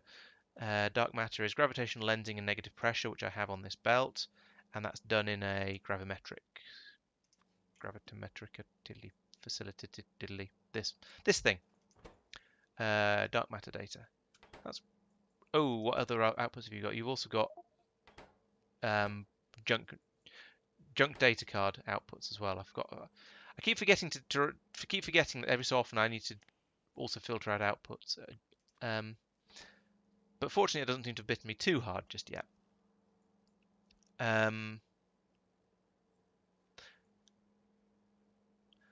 Let's be slightly convoluted here. If I do this and then have the output here, no, here. I can do the same here. Get the junk data cards out here, which will pass them straight through there, which is fine. Then the other part of this will come through here. I can do that and that. It's a little twisty, but you know, a bit of spaghetti never hurt anyone. Then I bring this one in down here. You just come in here like this. There we go. And again, insert, exert. Take everything you could possibly want. Right. Yes, I think that should get me the 4 data cards I need for the next science majigger level on these belts. Excellent. And you know, the other thing that I think I'll be able to do with Astro 3 is the next level of supercomputers. Nope, I take it all back. That requires... Hang on. Supercomputer 1, Supercomputer 2 requires energy 3. Okay, I'll take it all back. I'll need to do energy 3 before I can get the next level of supercomputers.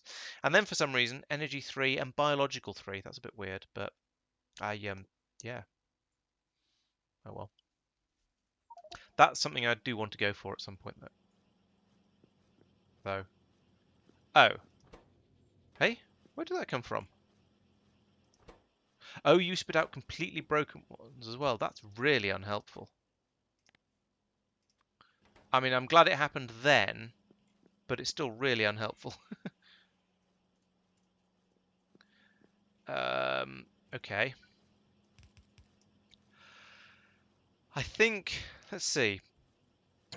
I think the best thing to do with those completely broken data cards that this is producing is going to be to recycle them, turn them into scrap, because scrap is a thing that I'm dealing with here. So if I do the recycling of those on site, rather than putting in an extra railway system to pick up the completely broken data cards. Pressure and space between the conductors is negative. Okay, that's probably going to boil my brain if I try and think about it too much. It sounds like nonsense, but I'm prepared to believe Wikipedia knows better than me on this.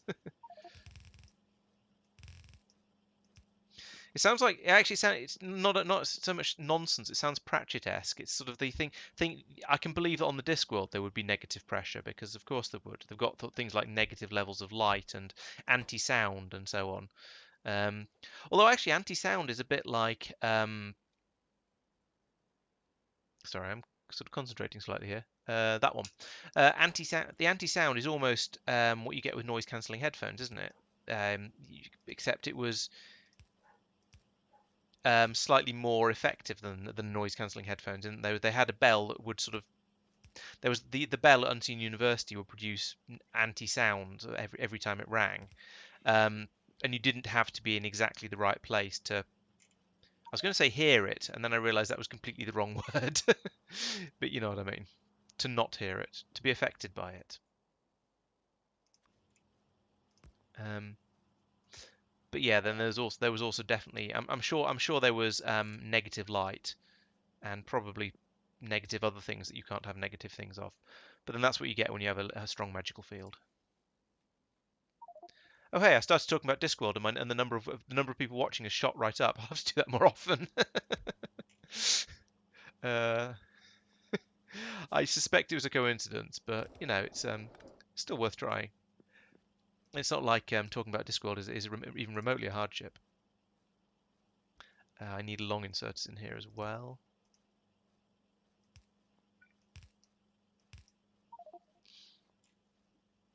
And doop doop doop doop ba-doop ba-doop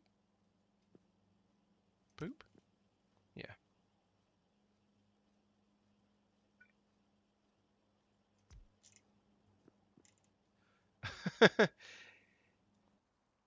Yeah, and I suppose there's potential. You could make a sort of a modded version could be created that has it that's Discworld themed. I'm not sure. I'm not really sure quite how it would what you would do. But I suppose yeah, you'd have various machines would have inputs for the various different rights. So the right of Ashkent, you could put in your 4 cc's of mouse blood and the whatever the other ingredients are, and death would come out the other side of it. What you'd then do with that, I'm not quite sure, but I'm sure somebody with a bit more imagination than me could come up with something quite good. I'm definitely going to need more than two of these because it gets slower. I believe each one gets slower. So this is presumably going to take. This is a 30-second crafting time. This one is a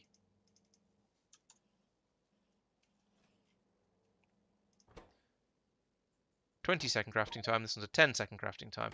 So I'm going to need to have um, 6 of these to keep everything running at the same speed, which is sort of my vague objective. And I haven't, of course. Boop. No, don't need quite that much. It'd be nice if you could just hold the button down and it would shrink it by the, and it would just shrink it constantly.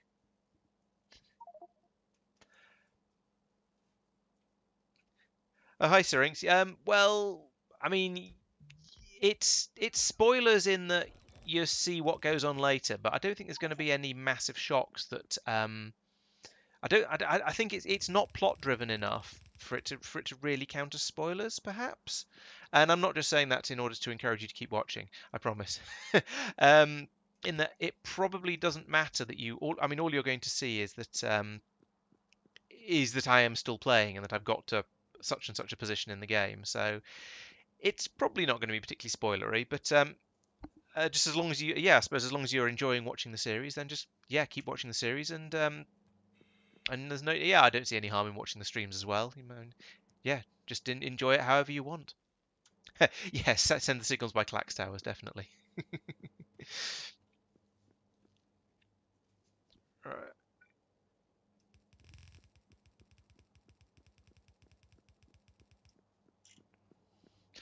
Well, if he wouldn't count as spoilers, then it must be all right.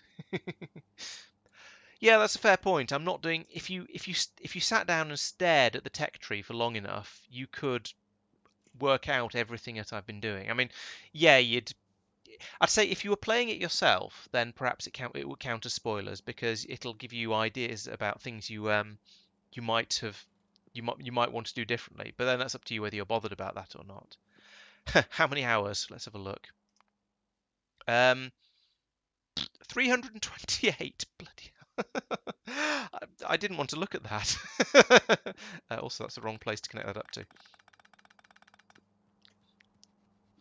300. Yeah, 328 hours in now. Jeez, that is many. This one. There we go. Oh, that's wrong because it's stupid because I designed things weirdly. No, it's not. What? Yes, it is. This should be coming up here and then going down again and up here and up here. There, because I can't count to 5 basically. Okay, yeah. If you're not bothered about potential spoilers for seeing how I'm doing things, then yeah, I'd say yeah, absolutely no harm in watching. And of course, the more viewers I have, the happier I am. So I definitely want to encourage you to stay.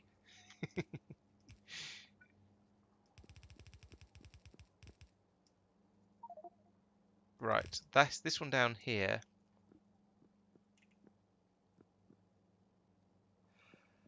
Okay, yeah, my first so what I've counted as series one took a lot longer than it in inverted commas have done, because I started with basically I had the biter set, or in fact I still have the biter set, 'cause I don't think you can change it mid game, to the Factorio default rather than the space exploration default. So I ended up with a lot more biters than I really should have had, and that meant it was a lot harder while I was still down on Norvis. And on those rare occasions when I go back down there, there's more more resistance, should we say? So it's oh, I did have some. Yeah, so it's taken me a bit longer to get to this point than it really should have done. But then everything, once I got up into space, any screw ups there are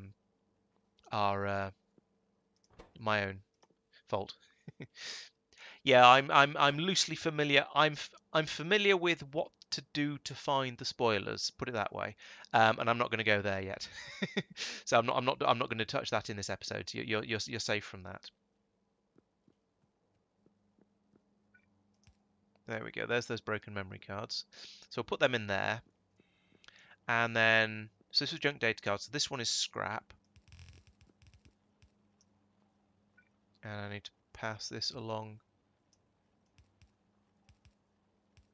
here to get rid of it.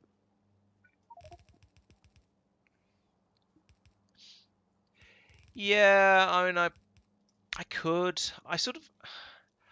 I'm in two minds over biters in general. I mean, I sort of like having them because it stops you just expanding without any sort of concern and just blithely going off and just saying yeah and just taking over the whole world with no effort at all. But on the flip side, they are incredibly annoying sometimes. So yeah, I don't know how to feel about biters. And I could launch one of the plague rockets at my base at Norvis and wipe them all out, or I could set up one of the big rods from God weapon systems. Use that. What? Oh no, that's all right. They are supposed to be there. But I haven't, and I haven't yet, and I probably will do at some point when I get absolutely fed up with biters and just want to get rid of them all. But for now I haven't done that. Um, when am I going to be doing the spoiler? I don't know. It basically depends when I next happen to go to a planet where I can. At the moment, I've only discovered one of the spoiler related things. He says, saying it in a sort of a slightly roundabout way. Uh, I've only discovered one of those so far, so I'm not doing that bit at the moment. And it's on a planet I don't really need to go to very much. Is that vaguely precise enough? I'm not sure. Getting there anyway. Oh, it's full. What? Radio wave observation data. Radio wave observation. Oh right, that needs to go down here. Not even looking at what I was trying to put into the things. There we go. Um, yeah, and I've basically been thinking. I had an idea. I think I talked about it in one of the videos, possibly the one that hasn't gone out yet. My buffer has almost entirely evaporated, but there is still an episode that hasn't gone out yet. I had an idea about once I get spaceships of perhaps going out to all of the different planets, and instead of mining and refining on the planets, just digging up core fragments of every single planet I go to, and oops, and shipping all of those to a central location, somewhere that's got loads and loads of power. So probably whatever planet is closest to the sun, maybe. My first thought was do it in a space station in orbit around the sun, because then there'll be loads of solar power. But then I thought, actually, hang on, that means I won't be able to use the productivity modules. So perhaps if I what's the nearest planet to the sun? Let's have a look. Kalidas. It's Myokin. Okay, so where I get a 100. There's not much extra power there, so it's barely worth it. I want. Yeah. Okay. Maybe that's. In that case, I might as well just ship all of the core fragments to Norvis and have a massive setup on Norvis that just processes abso-bloody-lutely everything from core fragments, and see if it's remotely balanced. I'd probably also need some mines, keeping sort of maybe topping up some of the things if I was getting through more iron or copper than was coming from the fragments, that sort of thing. But yeah, as Tristan says, I could do the power from through the what do you call it? Yeah, have a massive solar array around the sun, and then use the massive power beamy thing.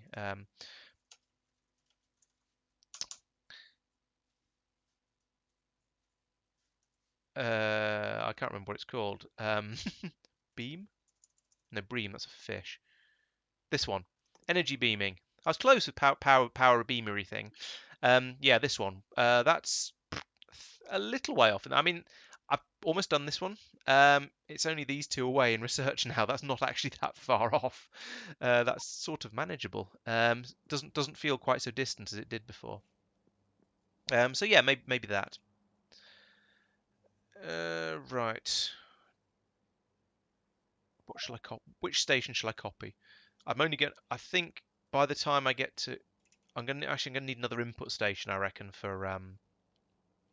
uh, for Astro 4, because Astro 4, certainly I'm going to need to bring in another thing. Where is it? Because I'm going to need the uh, asteroid probes to be launched, and then I'm going to need to bring in the stuff from them. So that's going to have to get here somehow. So I'm going to need an input for that. I'm going to need to bring them in, I think, because I've not got them yet. Other than that, actually, there's not that many inputs for tier 4, apart from the only one of those that's complicated is the asteroid probes.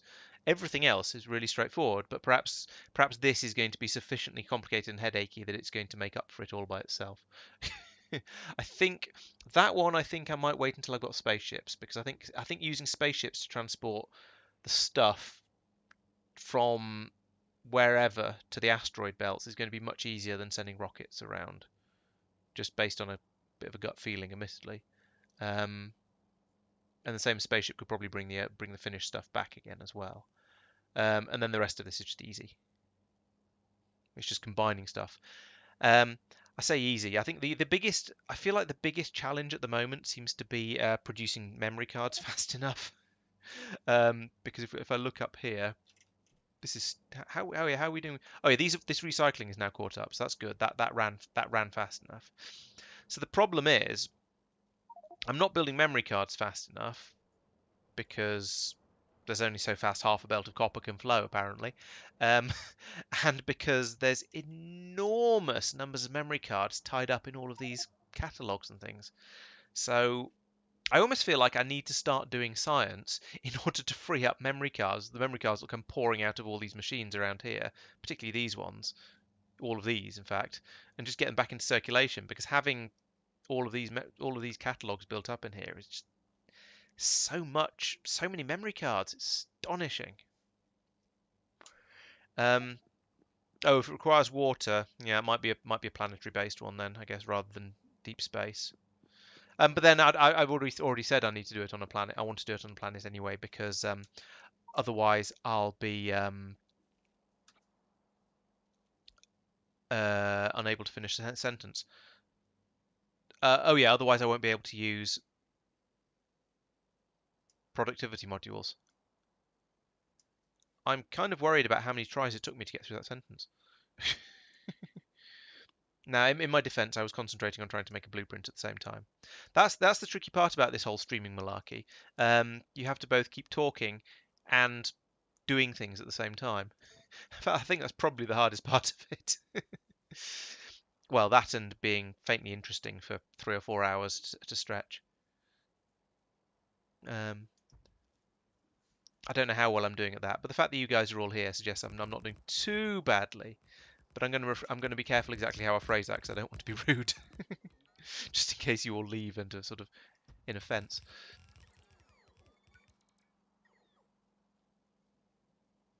Ooh, ooh, nearly.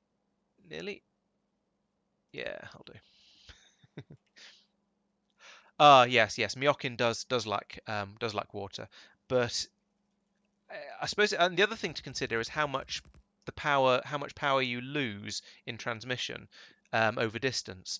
So if you transmit it from if I hypothetically say if I transmitted it from one solar system to another, would it become completely ineffective because there'd be so much loss over long distance, or would it actually carry on working? Um,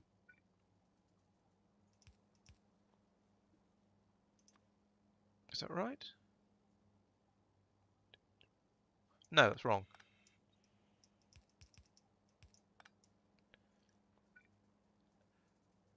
And so on a shorter scale, if I beamed it all the way from Callidas orbit to Norvis, say, would I lose out on would I lose more power than if I just beamed it from Callidas orbit to Myokin? I'm one piece of belt short. Fine, nick it from there. Right, okay.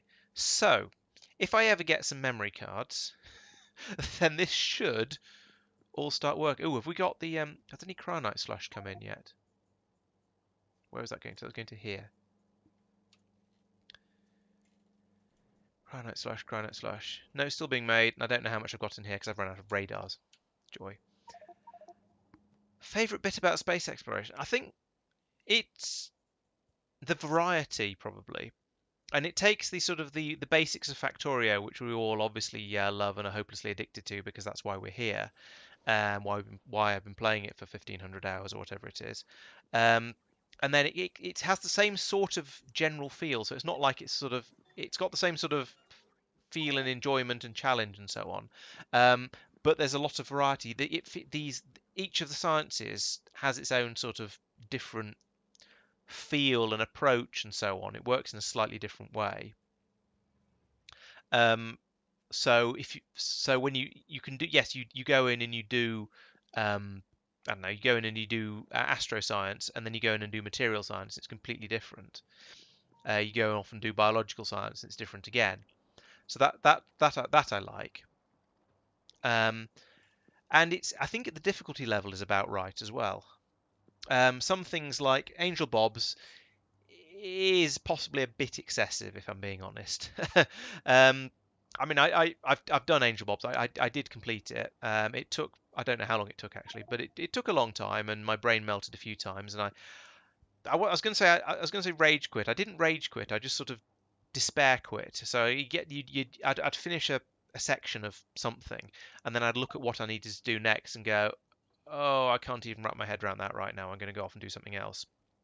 Um, so there was definitely that aspect of it.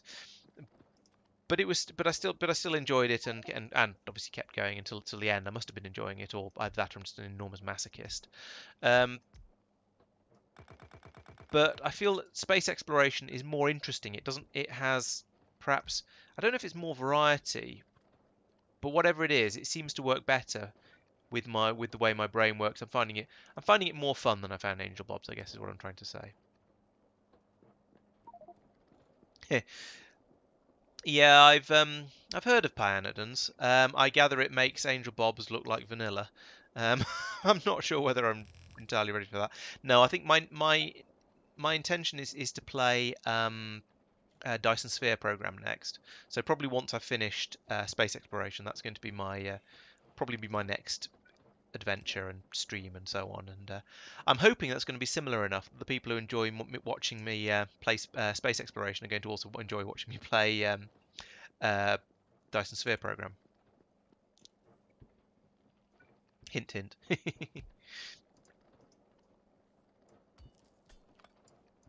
But that's definitely some way off. For now, all I can say, all I have to say is go and watch my GTA videos as well because they need some love.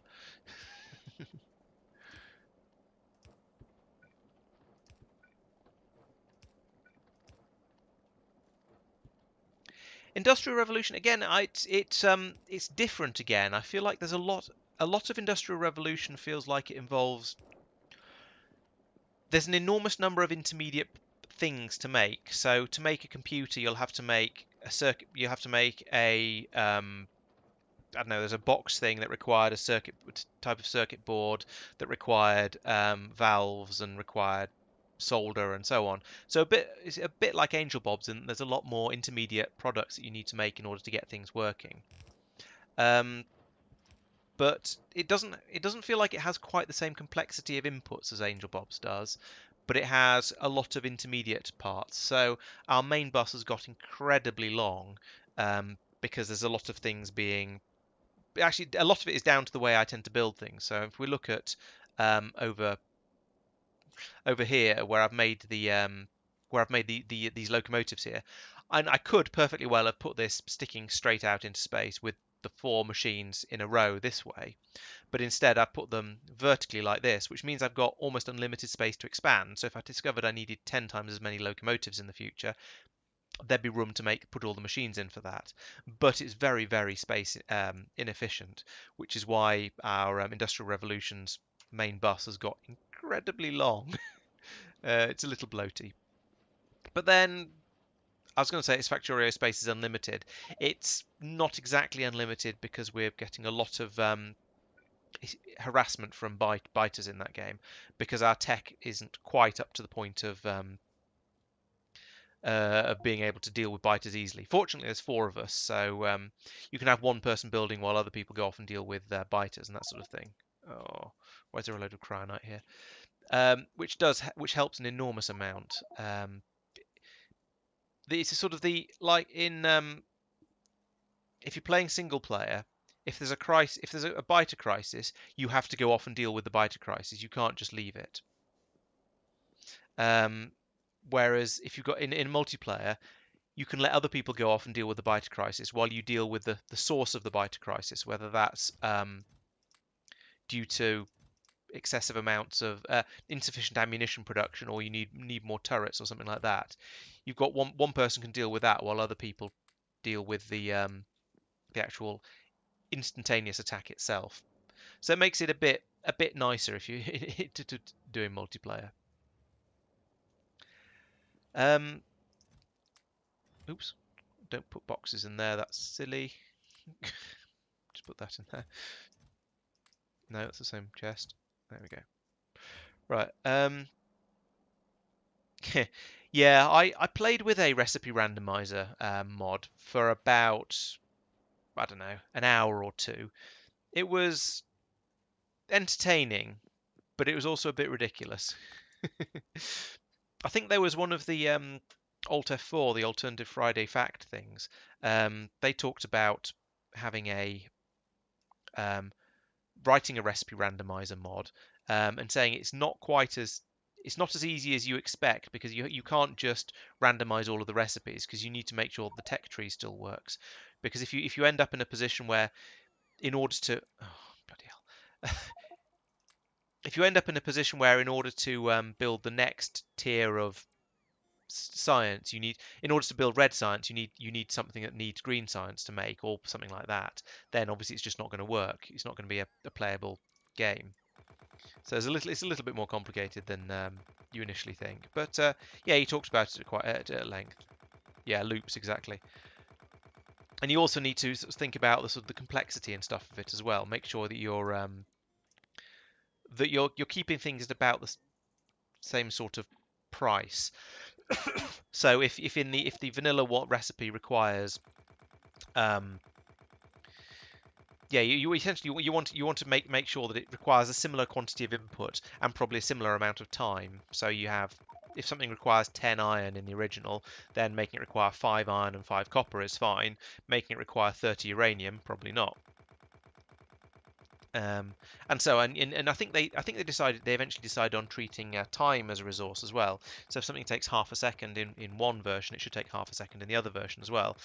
Um, and again through all of the steps and processes. So all of these things made it a bit more complicated. But I mean, the guy who was writing it was obviously a Factorio fan, so that sort of complications appeals to him.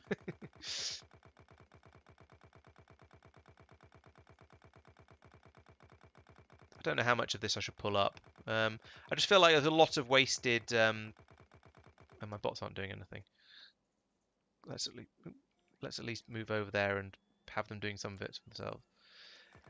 Yeah, I just felt all this scaffolding sitting there was a bit of a waste because this was from when I was doing the memory cards over here, I think. So yeah, I just ended up with Mineable intermediates. That's an interesting idea. So you mean you go out and you dig up you can go out and dig up I don't know, cogs or something. Or is that an oversimplification? Oh, come on. Don't do that. I'm not actually. I'm going to stop doing this on stream because it's really boring. I can't put my deconstruction planner away because my inventory's so full. Ah.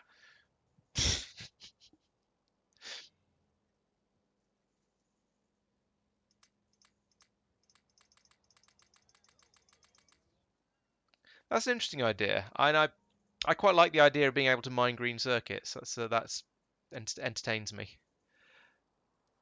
Let's get rid of some of these though. No, not that.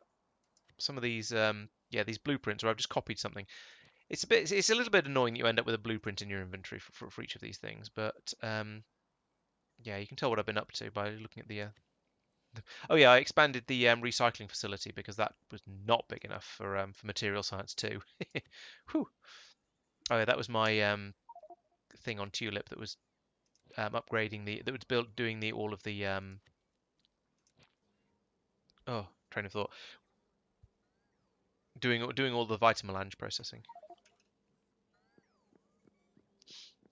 Yeah, exactly. There's space exploration has so much stuff in it that to an extent, if you're getting a bit bored of one thing, you can always go off and have a look at something and mess around with something else instead. Which is, I mean, so like I said at the start of this stream, it was what do you want me to work on today? Um, and there was a suggestion of well, get the beacons going and then do Astro. And so I thought, yeah, all right then, let's do that. Why are there no radars in here?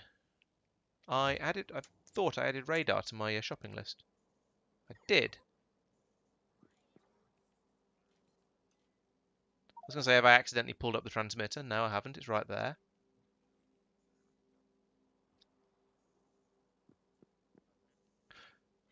Oh, the diagrams. Yes, yes, I did draw them. I tend to remove those from the screen, so but I keep forgetting. So yeah, please do remind me when I've forgotten to. But yes, I've yeah, I whipped these up. These are ones I made originally when I was doing videos for space exploration, and it just makes it a lot easier to describe a recipe as I'm going through it. So I've got crazy big one for biologicals here and so on. Um, I pulled the icons out of the mod zip file and then just put them together in Inkscape and drew arrows around. So it's embarrassingly manual, but it doesn't take that long, and it gives me a bit of a chance to uh, think about the design that I'm making as well, or the processing that's going to need to go into it. Uh, yeah, exactly. You've got the yeah, all the different things you can do if you want to do something different. I've got my Norvis base isn't feels sometimes feels like it isn't far off being a death world at the moment. The number of biters I've got down there, although I've pushed out far enough now that to be honest, then they're not a problem except when I want to expand. I've only got yeah, if they're just sitting there, then my defenses are more than capable of dealing with them. Right, let's get some memory cards and take these down manually. 404. That's not very many. I hope that means that a train has already gone and taken a load down, rather than it just means I've been producing them incredibly slowly for ages. Doesn't look like it though. There's none down here. Have some memory cards. Right, these are of course all going to get swallowed up by the earlier tiers of science, which oh actually no, oh no, I think a train's worth of memory cards did arrive, and it's just all disappeared into the system and been swallowed up by it. That's terrifying. I'm just getting through that memory cards at such a rate. That's kind of horrifying. Um, but it does mean everything should at least be able to tick over a little bit. You've got your cryonite slushies. You've been making those things. You've run. You've not got any coolant. Goodness sake, Laurence. Put all the pipes in. There we go. Right. That should now be absolutely everything I need in order to make my first few Ujima it flips. Um, words. Oh no, no, wait, wait, wait. There's other stuff coming out here I don't want, like scrap. Um, So you're not producing any byproducts I don't want. You're producing scrap. Okay, good. That means I can say on this one, I can have scrap come out on the, where is it? I don't know why I have so much trouble finding scrap. I think it's in an odd place in the thing. There we go. So I can do that. There we go. So that's interesting. This each time this one runs, it produces 12 gamma ray observation frames, but it takes quite a long time to run. So that's interesting. I'm pretty happy with that. When you say Norvis-like, do you mean just basic resources, nothing particularly special? You'll find that when you start launching satellites, you'll discover planets essentially. You'll discover planets, you'll discover asteroid fields, and so on.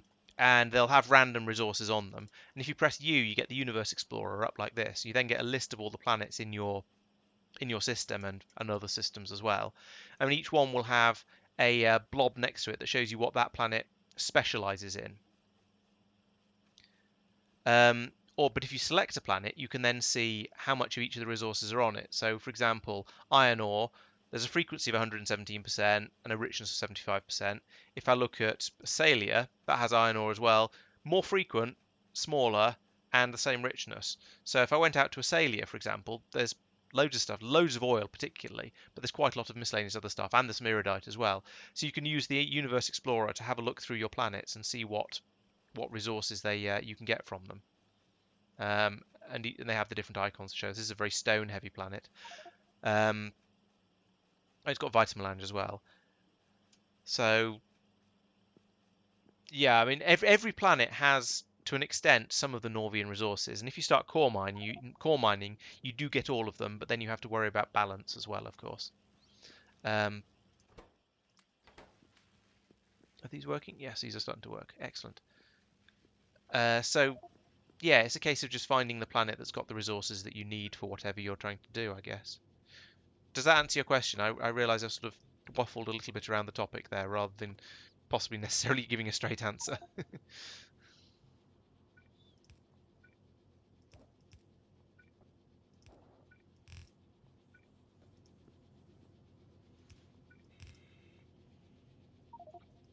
Why am I doing this manually?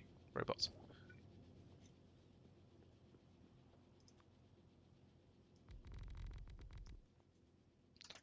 I think I'm going to need several of basically all of these. They lined up? Yep, they're lined up properly. Good. We'll see if that's able to keep up. I suspect it will be able to. That's definitely able to keep up, as is that. So we need more of these, which I don't have. And more of these, which oh, we need a scrap disposal system as well. Nearly forgot about that.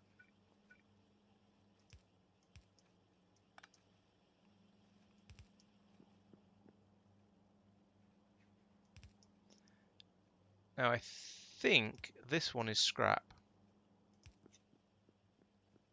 I am pretty sure, so I'm going to dump the scrap onto it, but I'm also going to go up and have a look and check, just to make sure I remember correctly. Yeah, that is scrap. Good.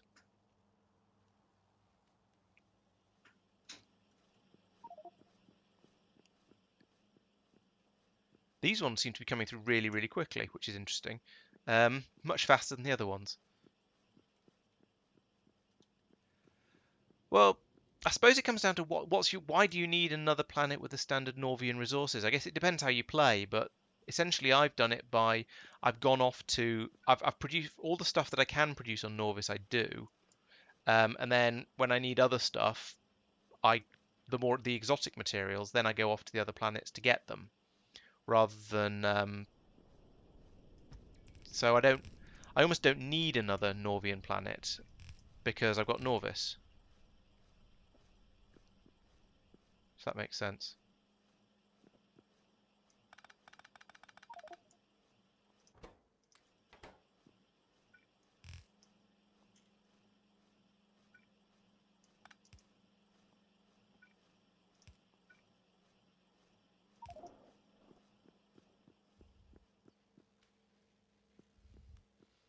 Okay, this all seems to be okay. But look down here, what am I short of? Everything. Right.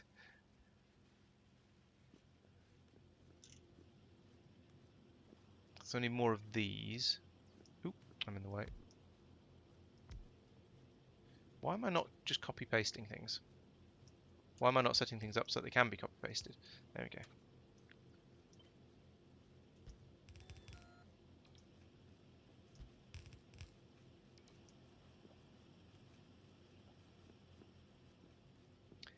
Yeah, so I think you can. That's one of the things I was saying earlier in the stream. Actually, I was talking about having.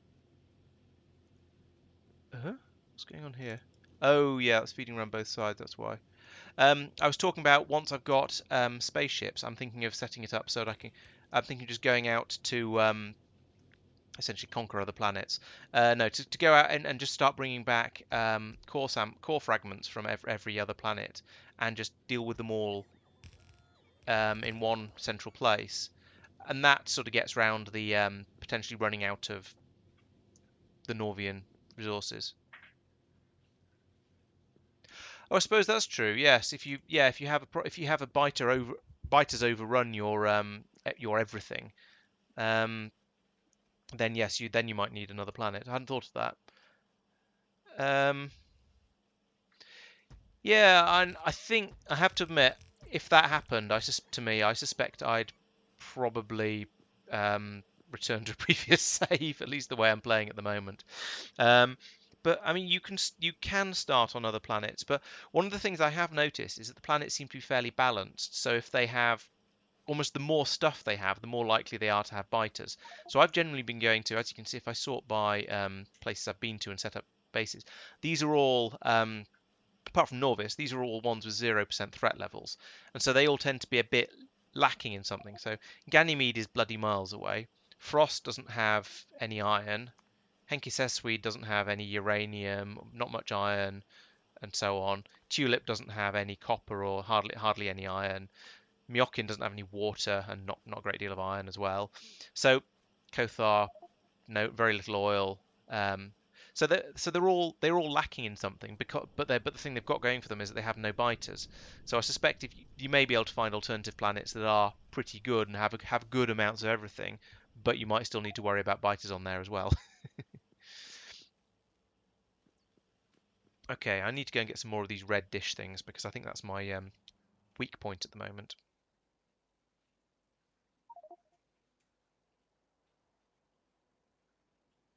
That and the complete lack of data cards, of course.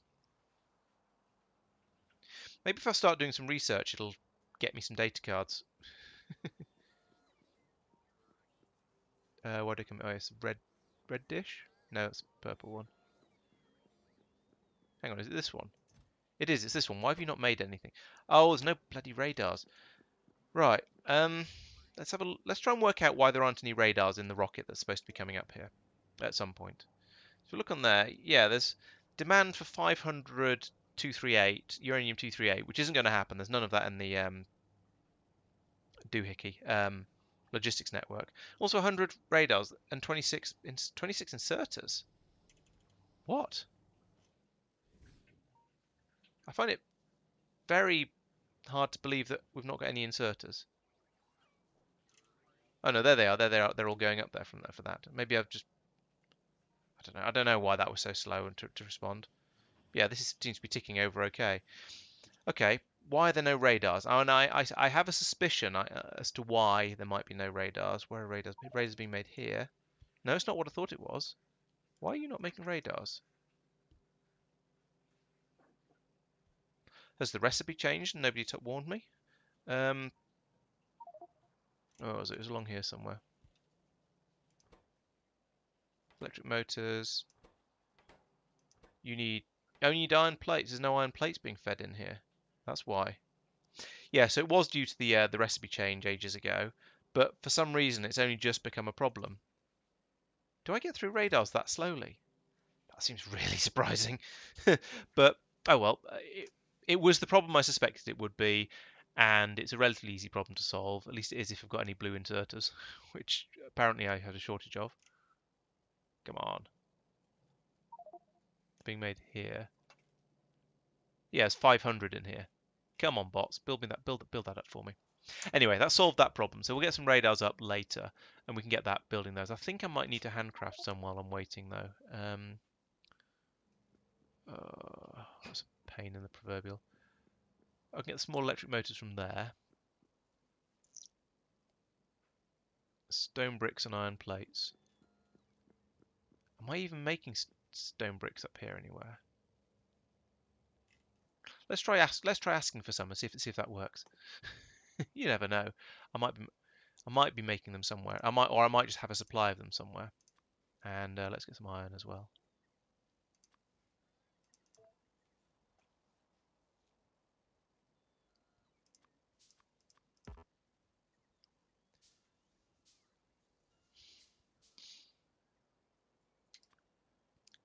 It is a little bit annoying, some of these sort of using things like radars as intermediate components for some of the more advanced things like this.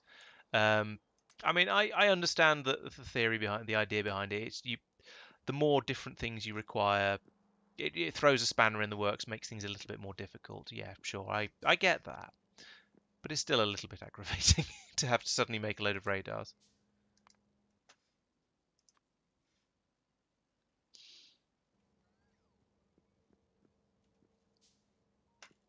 Oh joy, I'm getting spam messages on Twitch chat. I mean, I don't think there's anyone. I'm not sure if there's anyone actually any real people watching on Twitch. I haven't got that window open. Let's have a quick look. Oh, I've got 2 viewers. I wonder if one of them's still the spam bot. And can I get rid of that message? No, I apparently can't. I don't know how. I don't know how to do Twitch. Sorry, actual real people on Twitch. I don't know. I don't really know what I'm doing with that.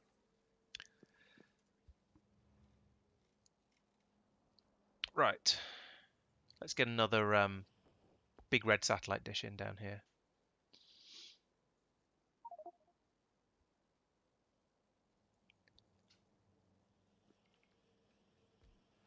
I have to admit, I've wondered a little bit if I should be streaming on Twitch, since it is the bigger platform for this sort of game streaming in general. Why are you not running? Oh, this is too big a gap. But the fact that I get about 10 times as many views on YouTube, because I understand that's because I've sort of set up an audience. I've got an established audience here from the videos. But so if I was starting out fresh, maybe it'd be different. But the fact that I do have so many more people watching on here seems like a good reason to stay here. Go faster. How much does that put the speed and power usage up by? 80%, 80% power and 40% speed. Okay. Maybe this is a good place for those modules beacons I've been carrying around with me. So I take out that machine. If I take out that, I could get all of these from here. Or if I move that a little bit, ooh, if I create a slightly bigger gap in the middle here, I could do that and get all of these. That's pretty good. I do need to put one of these back in here though. There we go, like that. Then that would go there instead, which it can't because there's no terrain there, I guess. And then all of these are wrong.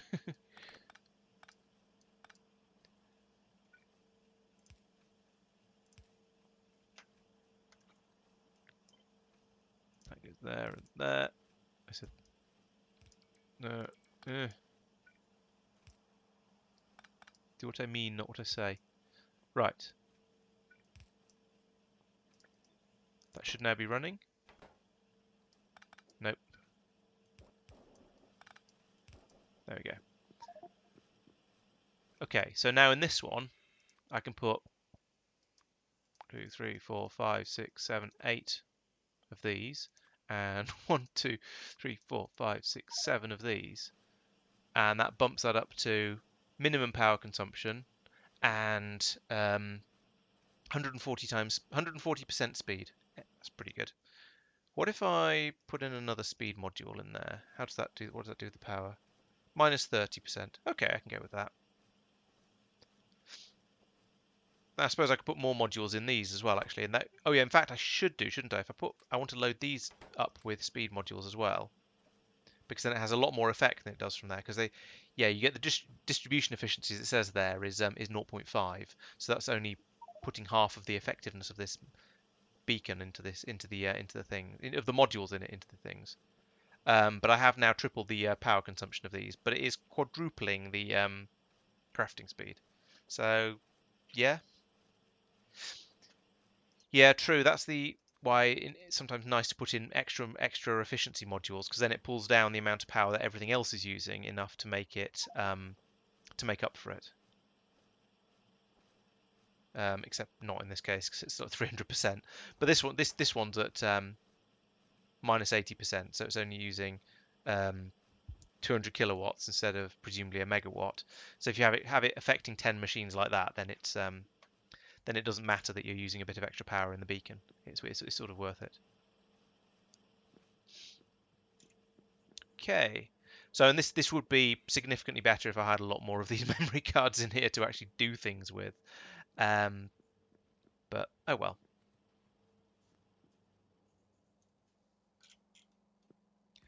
Right, this should be taking in comprehensives. There we go. And I've now got a whole grand total of 48 of them. So that's a start.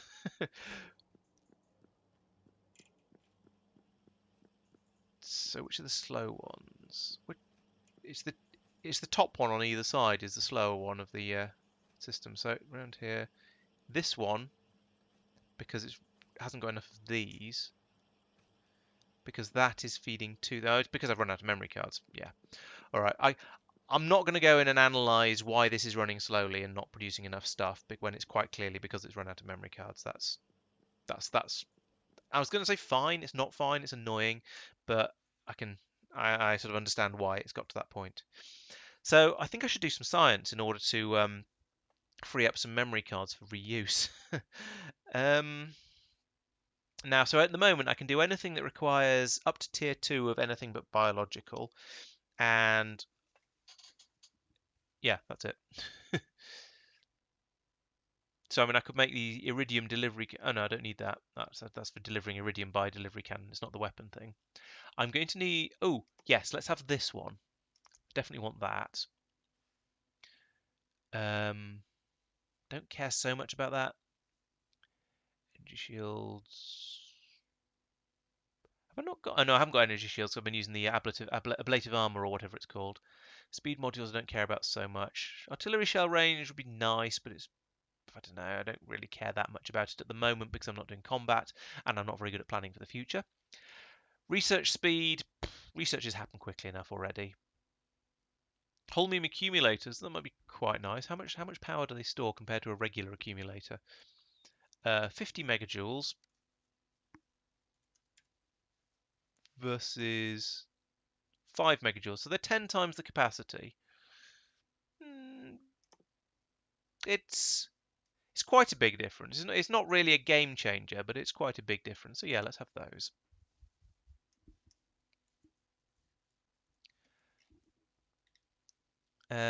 Construction pylons, nah, I don't really care about that. Heavy bearings I'm going to need sooner or later for material science research anyway. So let's get that. Let's get material catalog 3 because I'm going to want that fairly soon so that I can do more material research. Insert a capacity bonus, that's definitely worth having. Energy weapon damage, maybe. When I'm doing some combat, I'll grab some of these. Artillery again, same sort of thing.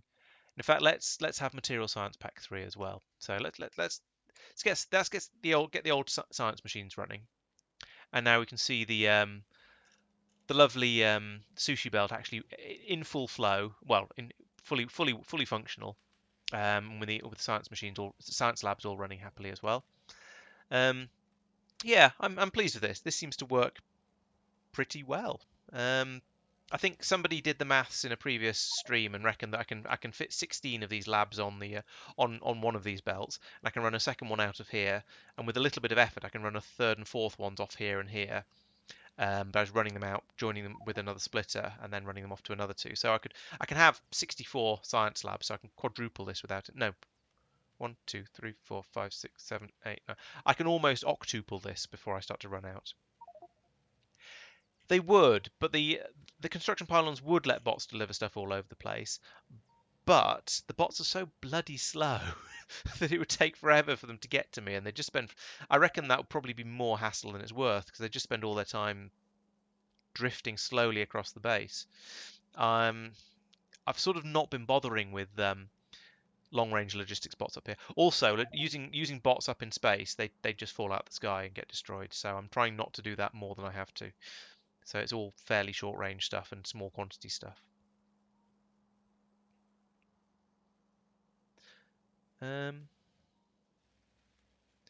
Yeah, so there's a few gaps in the belt as it comes around here, as you'd expect, because these are all taken from it. I'm actually impressed by how quickly that's going. So I'm thinking, the Space Probe rocket silo is supposed to be a cheaper way of launching satellites in general, by launching them from space. So I suspect what I'm probably going to want to do with those is have one here to launch satellites from space in order to get the this juicy satellite data that comes in here and just all disappears into this chest and has all vanished apparently because I'm getting through it faster than it's being brought up by the rocket. So I can start producing that up here, feeding it straight in there. Presumably there's going to be a load of still need to put a load of bits into it to make the rocket and to make the satellite, but that should be okay. And I'm going to need to put one of those off in an asteroid belt somewhere in order to get the data for Astroscience 4.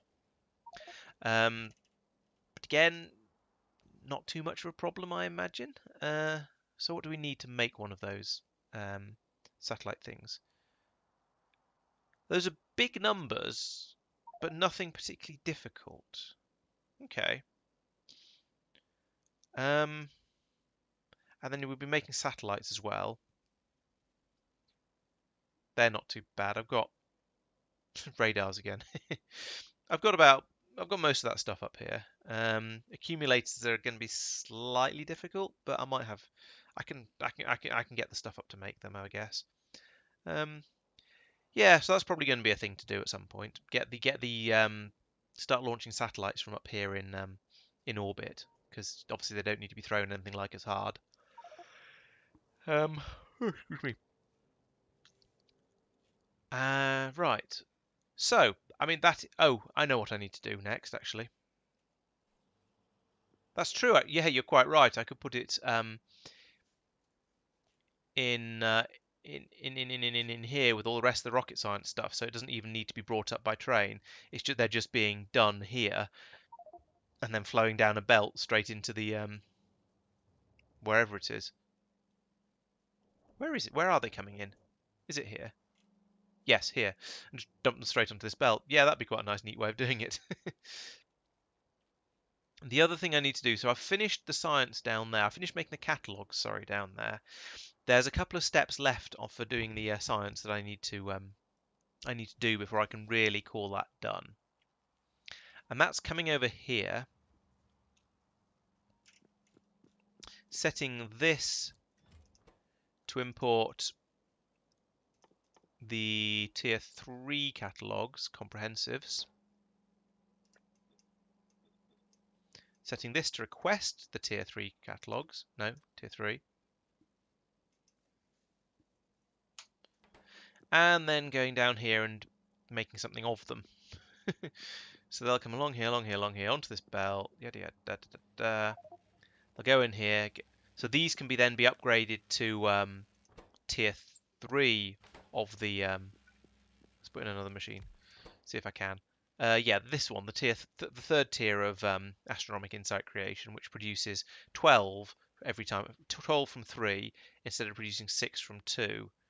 So instead of tripling it, it's quadrupling it, which is better, probably. I know there's I say probably because I'm aware there's the added complexity of making the third tier of catalogs compared to the first and second tiers. So maybe it's not actually true that it's going to be more efficient. I'm not actually sure, to be honest. Yeah. So, but I'll probably use that anyway. I think it probably is more efficient. Then we can feed those catalogs down here. They'll go into this machine, which will make science type 3. And to do that, it will require lots and lots of ingredients. So we'll have the we'll have significant data and insights coming in here. That's a good start. Then we'll have, that's those two. Then we'll have the catalogs, and we'll need to bring in aeroframe scaffolds in on this next belt. So the catalogs will come in there anyway because they'll be split off here. So this needs to be a smart splitter that just sends those catalogs to the other side. And you can see the problem I've run into with these. When you're programming these, you can't configure it to do anything you've not researched yet. So that's why all of these are bare and need to be and these again I can't tell this to make tier 4. So that's why there are machines there as placeholders, but they're all bare because they can't actually make the things that they're meant to be making yet.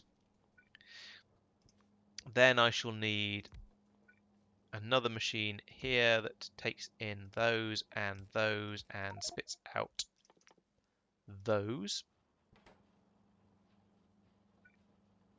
Apparently I'm still using pylons here. That will go over to here. We'll feed, right, so that feeds those in there. Then down here we've got the Science Pack 2s being fed in here. Thank goodness. I had a horrible feeling for a moment that I was going to require Science Pack 1s as well, and it was just going to be even more of a headache, but no, that's okay. So now all I'm waiting for is these catalogs, and then that'll spit out somewhere here. Down here. And then I'll have a gigantic SAD because I haven't left enough room to do all of this bit. Right, okay. All of this nonsense here. Right, so what am I doing? Yeah, so the first thing is that we need... This is a thing I discovered when my science ground to a halt and I was trying to work out why. I'd done this bit wrongly. I just put in a splitter and had one... No, I hadn't. I put in 3 splitters, 1, 2, 3. So the first one was just splitting like this. The second one was like this, taking the science packs off that way, just to make sure all the junk memory cards would go this way.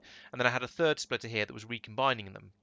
And the problem with that is if this belt backs up, but this one doesn't, then you end up with all of your junk memory cards block the input to here. You don't get any of the science through, so you don't get any of the next tier of science pack coming through.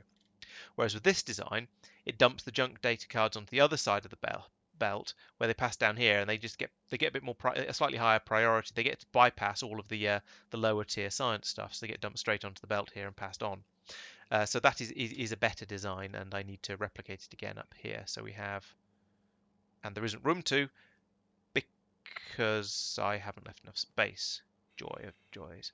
Right, okay. Let's move this, just move it back a chunk like that. That'll work. Now I can have that again. So we're filtering out the Science Pack 3s on the other side, please. And feeding them up here. I said up here. Where they go.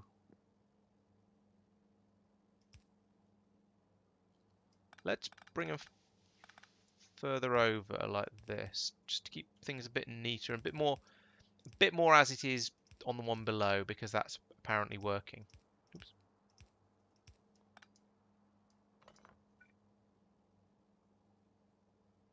And that would go there. Yes. Yes. Then we have that belt coming along like that. Why am I incapable of putting belts down going in the right direction? That one going there. Out. In. Yeah, alright, have some power. Then in. Bigger in. I've not put any cooling in on this. That's a noticeable missing thing. 1, 2. Oh, this is going to be difficult. Too many things in too small an area for this. Right, okay, the way I did it before was by moving those over. That's easy enough.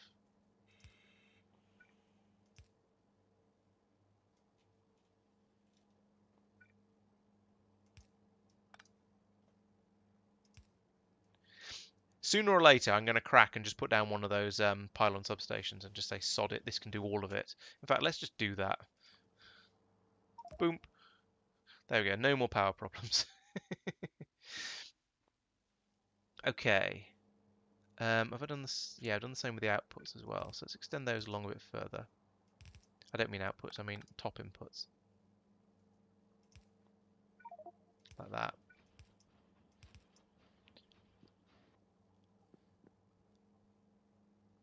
I've extended those ones, so I didn't need to, but never mind. Right. Coolants.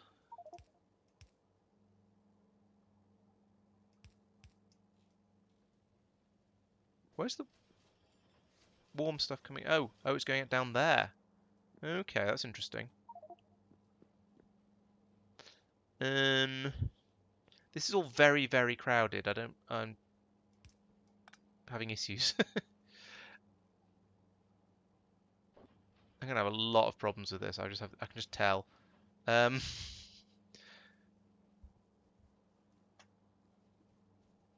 all right, let's just do this for now and sort it out later. Right, that's that one out, and then this one in. This pipe is too long. Insert obvious Shrek meme here. What's it gonna, yeah, okay, that can just go straight there.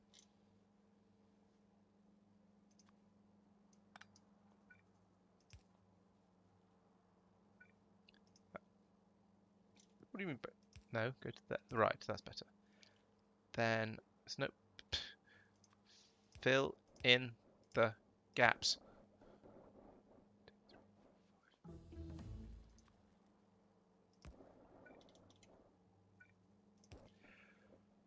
Right. That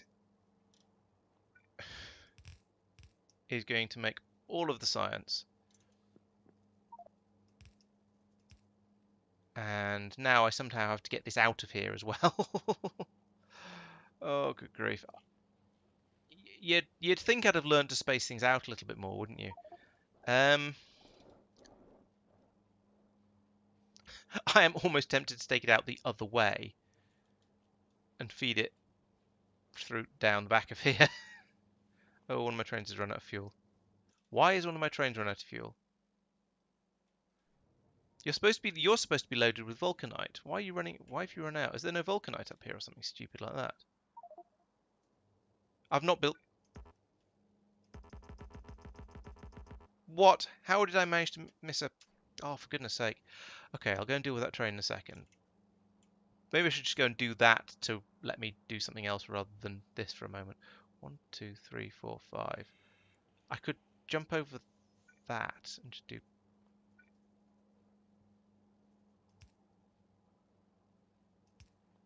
that.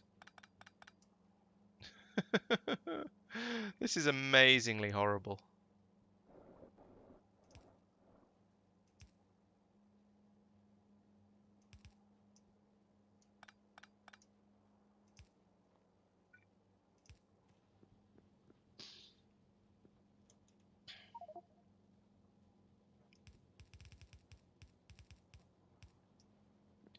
Okay, so that comes down here.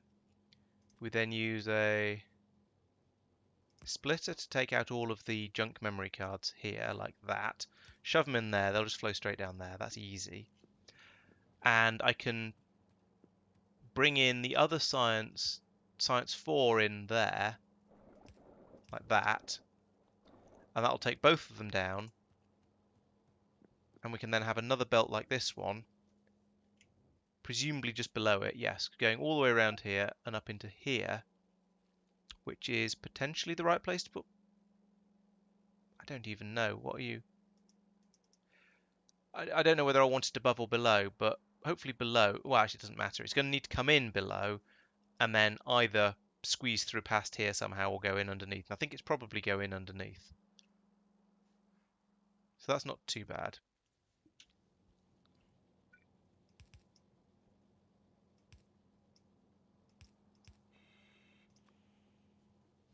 So let's make that a bit smaller.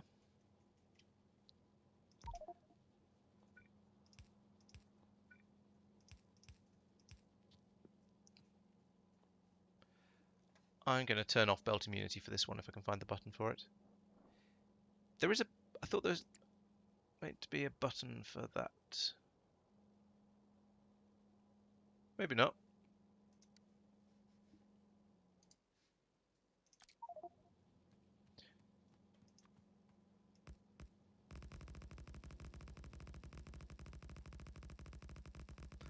I don't know why I bothered actually, it'd be quicker to fly.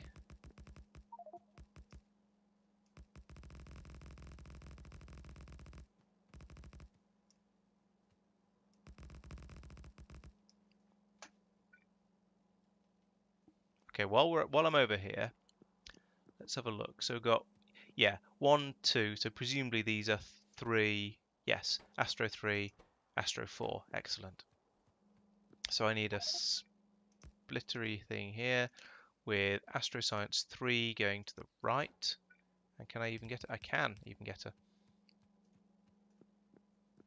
a... yeah, okay, turning off belt immunity was silly.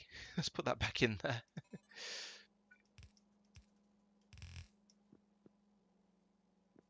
Whee! Oh, fall off the world.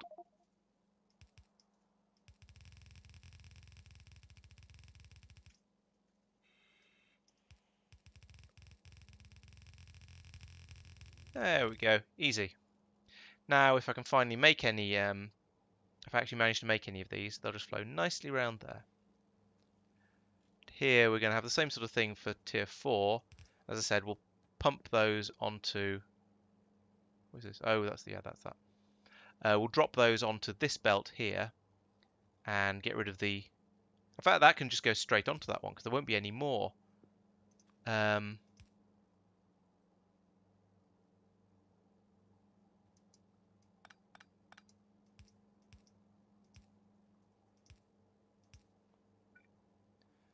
So planning for the future here a little bit, which is unusual. There. So when this one actually starts making astronomic tier 4 science packs, they'll just get dumped straight onto this belt, down here, on here, with all along with their junk memory cards. Junk memory cards get filtered out there, and then we'll have one on each side going around there and being fed onto the over into the science machines. Right. That was a tangled web of horrible spaghetti around all around about here. But apart from that, that wasn't too difficult. Okay, let's go and deal with that train that's run out of fuel. Where is it? Oh, not too far away. And then let's go and deal with the cause of it running out of fuel as well. Have some rocket fuel. And if I buzz back over here again, and yeah, it's just one piece of belt missing, and it's caused it's caused the train to not fuel and therefore to dry up and just stop. There we go. And I thought the train had been running. Maybe I came in here and accidentally deleted one of the pieces of belt when I was doing something else. I'm not sure. But yeah, this seems to be working pretty well. I've got quite a lot of recycling machines along here to deal with all the scrap that's coming through. But yeah, it can keep up. This is basically the right number to deal with a full input belt, I believe. I think I worked out to be at about that point. And yeah, that seems to work. Seems to be about right. I had to extend the number of these as well, but again, seems to work. So pretty happy with that. Here comes the scrap train.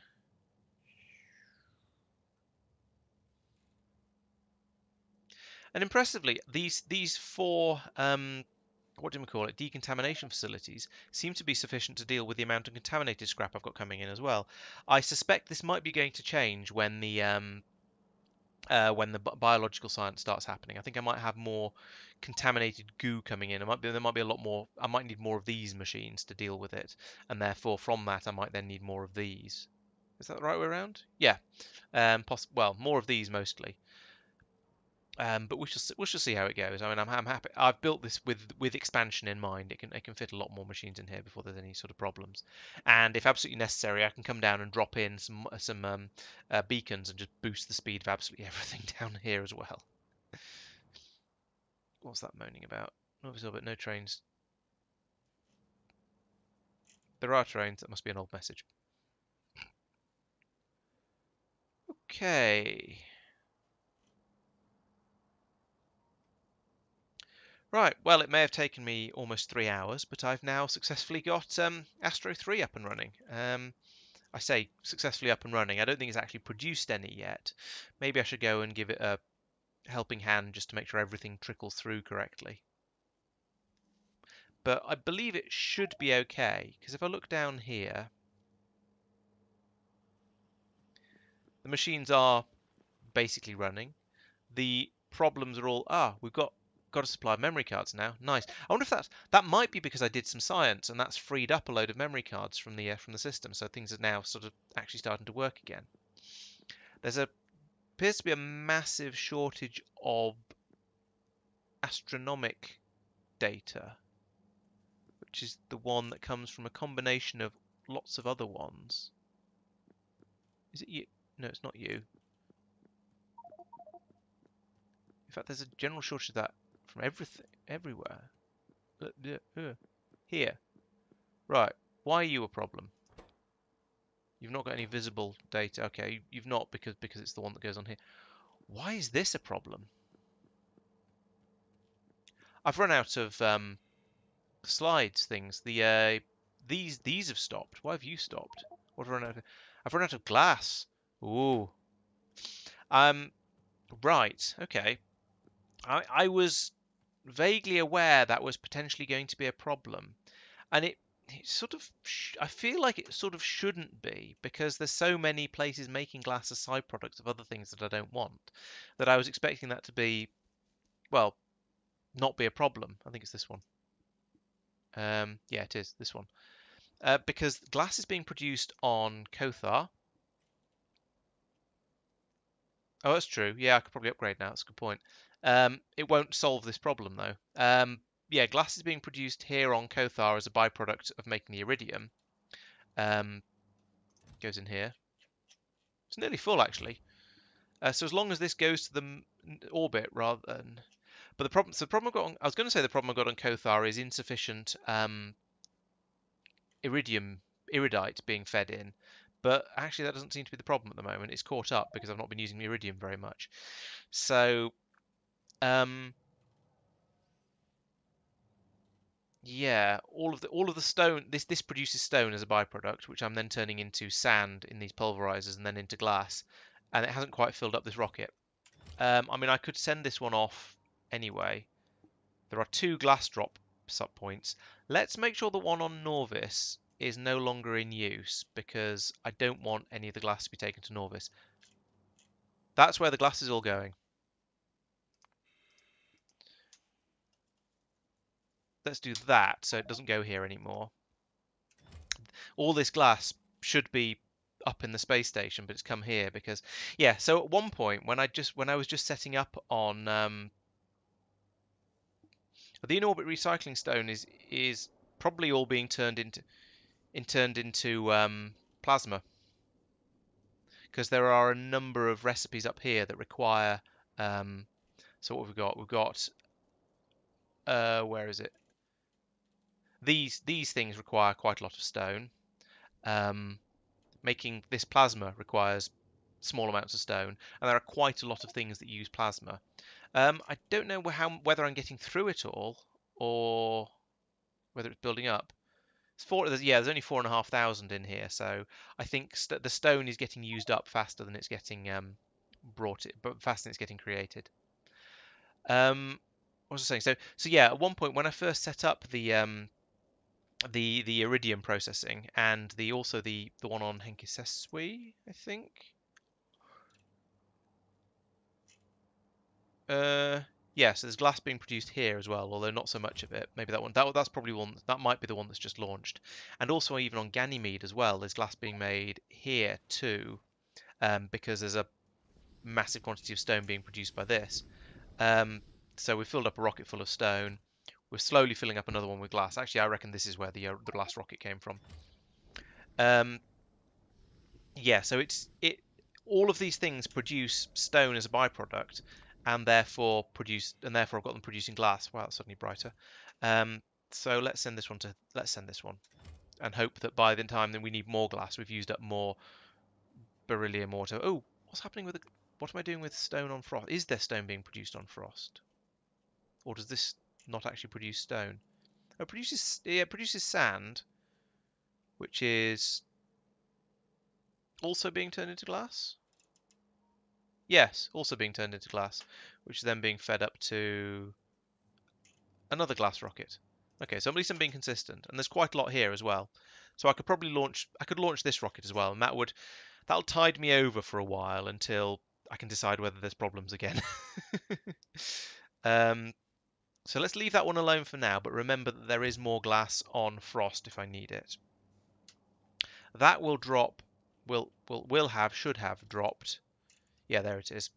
A large quantity of glass down here onto the into the space station. So now the trains are going to start working again. Oh dear. I need to go through all of these and give them.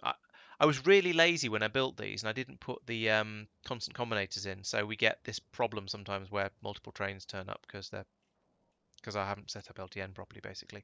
And these trains are probably both going to the same place. That's going to Astro Supplies. Oh no, that one's going to Mirror Components. Okay, so there were two different stations that have run out. That's fair enough then.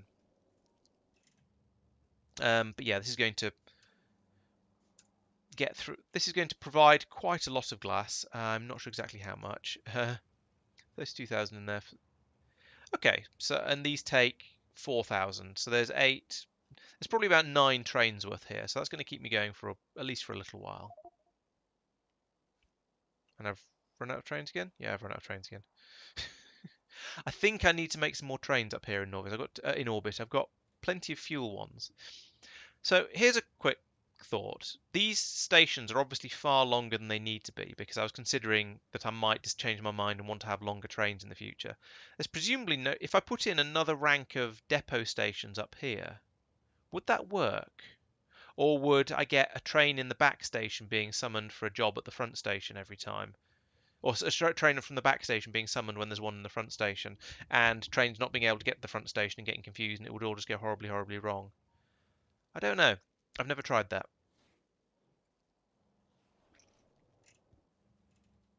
Right, so here's the supply of glass coming in, making the frames again. I forget what they're called, but those things. I seem to have a real blind spot for the names of these things, but I don't really care. Oh yes, we were talking about the more efficient astrometry doodly. Yeah, I feared that. Okay, I won't go in and put in double layer depot stations then. Sounds like a bad idea. Alright, so down here, yes, were you doing this thing?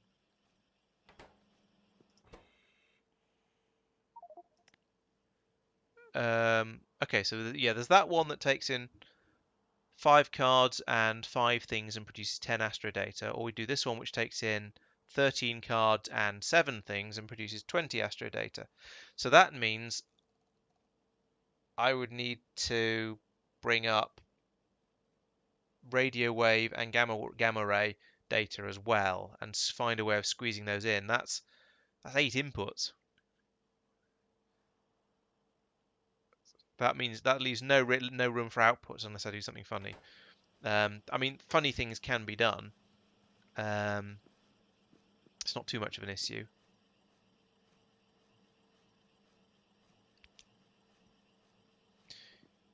So, yeah, I mean, it's certainly worth doing, isn't it? At least once you get to the point where you've got enough of all of the data types. So that means, basically, it means feeding up the belt down here that has the output belt from here. This belt here would need to be split and run all the way back up there and then fed in as an additional input belt. That doesn't sound too difficult. Let's do that just for the hell of it.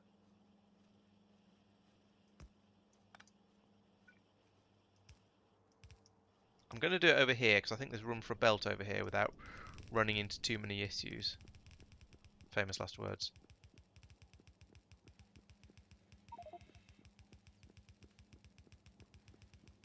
Where is it? Here it is. Right, so I'm going to bring this one in here.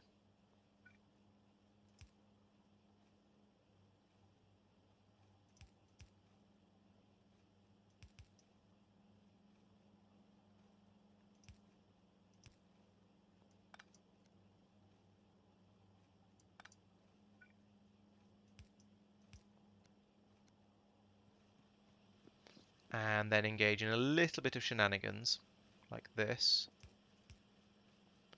Why am I incapable of putting these things in the right way around? Like this. And this. And this.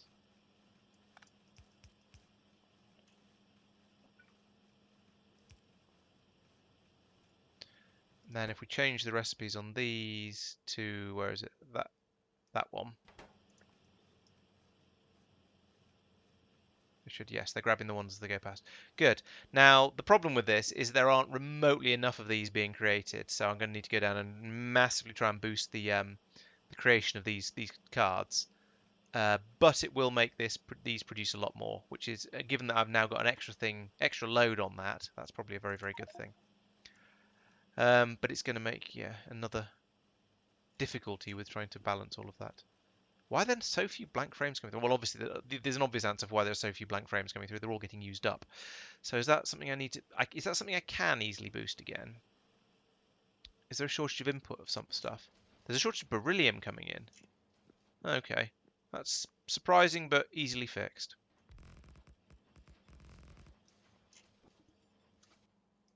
Just take that. Make another 2 of them. I said make another 2 of them. Like that. There we go. There we go, 3 times as much beryllium coming through. Hopefully that'll keep us satisfied. Oh yeah, because I put another load on the beryllium down here. There's something else using it, so that's probably why it's no longer able to keep up.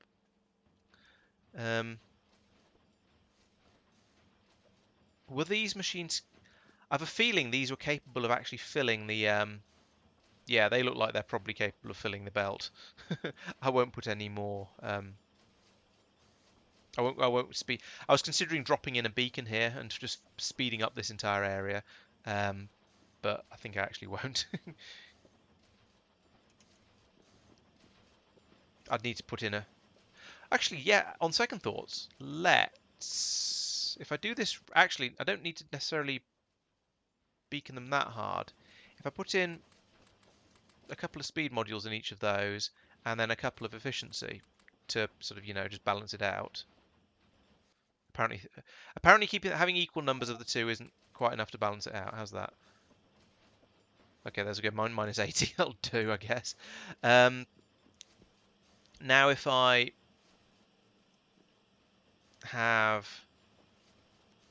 do this and this,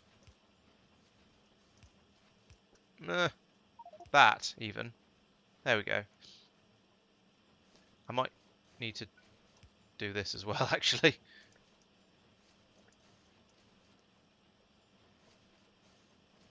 Yeah, each of these machines is now basically capable of doing a full half belt. Let's give it a 3rd inserter as well for luck.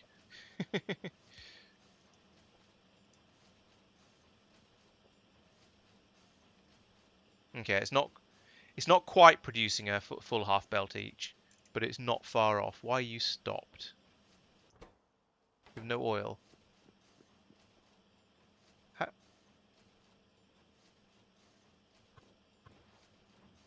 Okay, apparently that machine has never worked.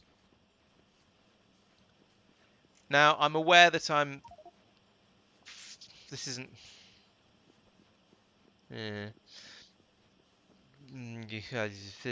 This isn't ideal. It's not... In fact, it's even on the wrong side of the belt for it working nice at all. Priority, right. Maybe? Yeah, that should do it. Then, yeah. So essentially, I've got this one machine only feeding these telescopes, which is a bit of a waste. I'm tempted to do that.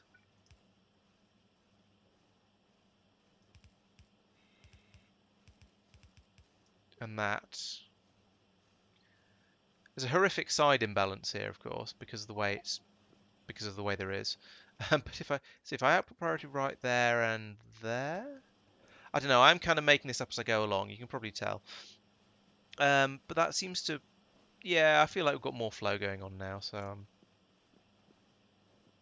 happy with that, I guess. Right. So let's have a look. Let's see where there's now actually a shortage of stuff. Now, actually, to be honest, there's a shortage all the way down here, except for the yellow one for some reason. We've run out of bloody memory cards again. That's true. Yeah, let's have the last machine output on both sides of the belt. That makes a lot more sense. I don't have any of them.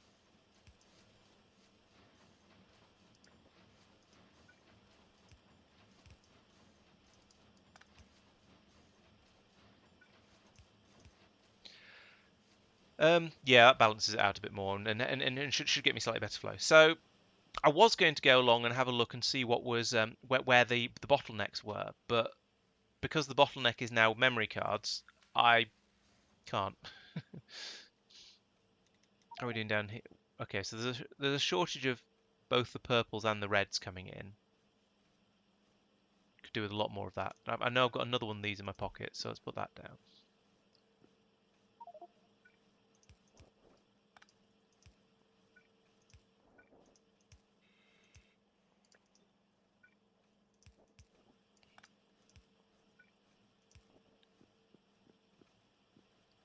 I can't put any more. I haven't got any more of these. They're the ones that require all the radars and are a pain in the wasp name to make. So I mean, I could just completely fill this up with speed modules. That would be extremely power wasteful. Hungry though, so I'm not going to do that. Down here, it's a shortage of those things that we're now trying to make in slightly more efficiently. But we can't make them more efficiently because there aren't enough of these being made. That's generally my problem down this end. Okay, so yes, I need to have a lot more radio telescopes, and I probably need to have a few more gamma ray telescopes, and I need to have a lot more memory cards. Oh, some memory cards coming in now, actually. Okay, maybe memory cards aren't quite as much of a problem as I'm implying. But yeah, these definitely aren't coming through thick or fast enough. And it's particularly the red ones. Now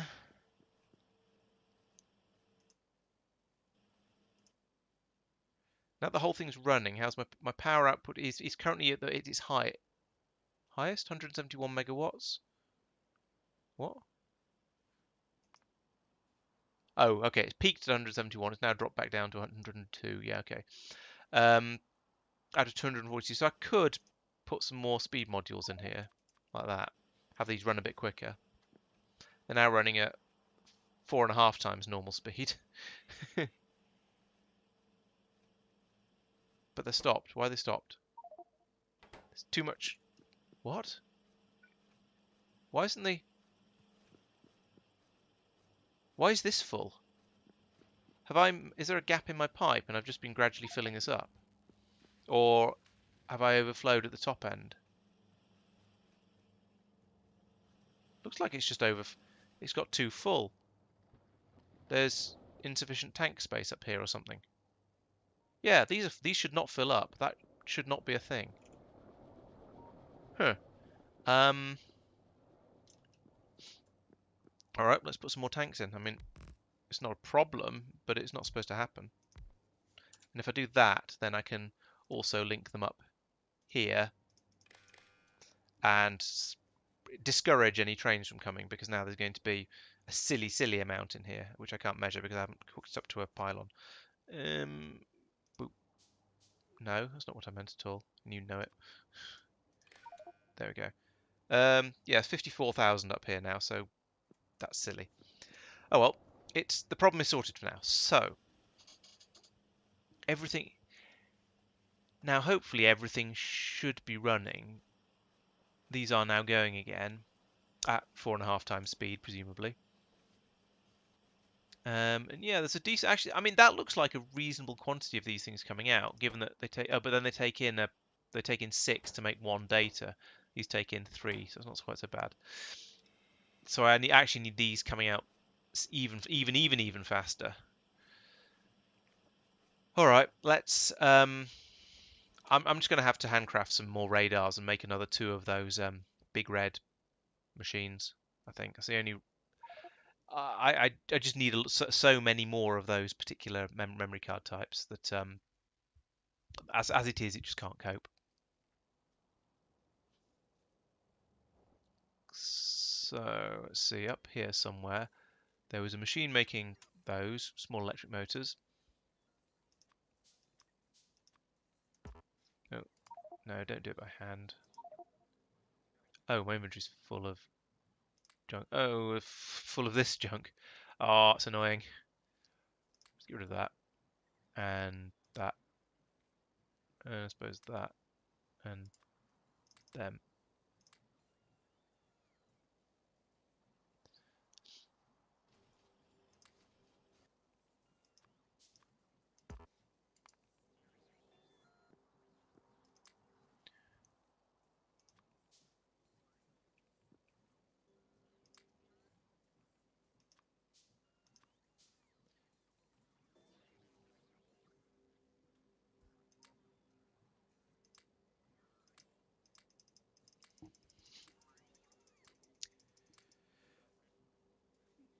But what did I press then? Okay, I'm not sure. How many have we got now? 9, nearly there. That machine.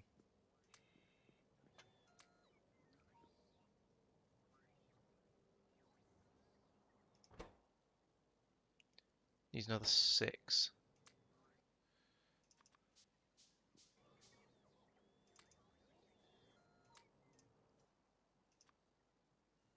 Now I've run out of green circuits.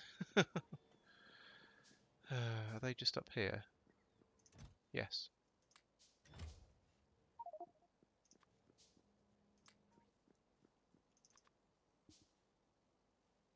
Where are they going? There they are, 6. Actually, I could do with a couple more of these because I keep running into places where I don't have any radar coverage. So let's have another few. Right, so that's my 1 radio telescope. I thought I was getting 2 radio telescopes out of all of that.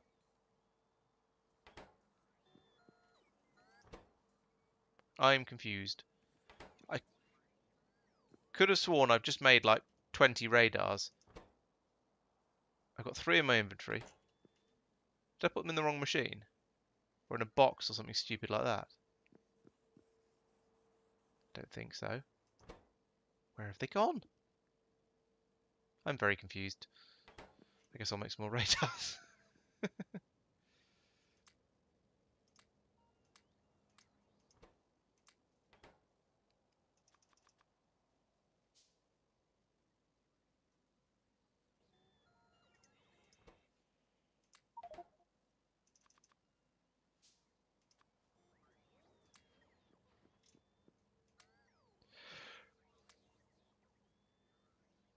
Now I'm even more confused because now I have three big radio telescopes. But never mind. Let's go and put them all in place. I can see how that goes. I'm not going to be able to module those quite as effectively unless I put in another a beacon. But never mind. We'll see how that goes.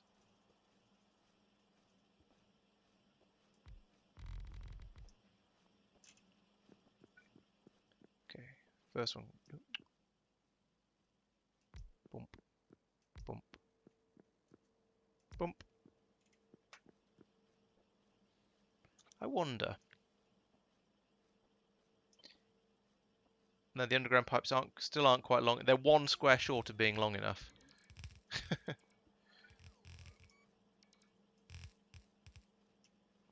So if I put an extra pipe there, there, and there, and then I can finish off the undergrounds like this, they should all start working. Oh, except we need the same on the top side as well.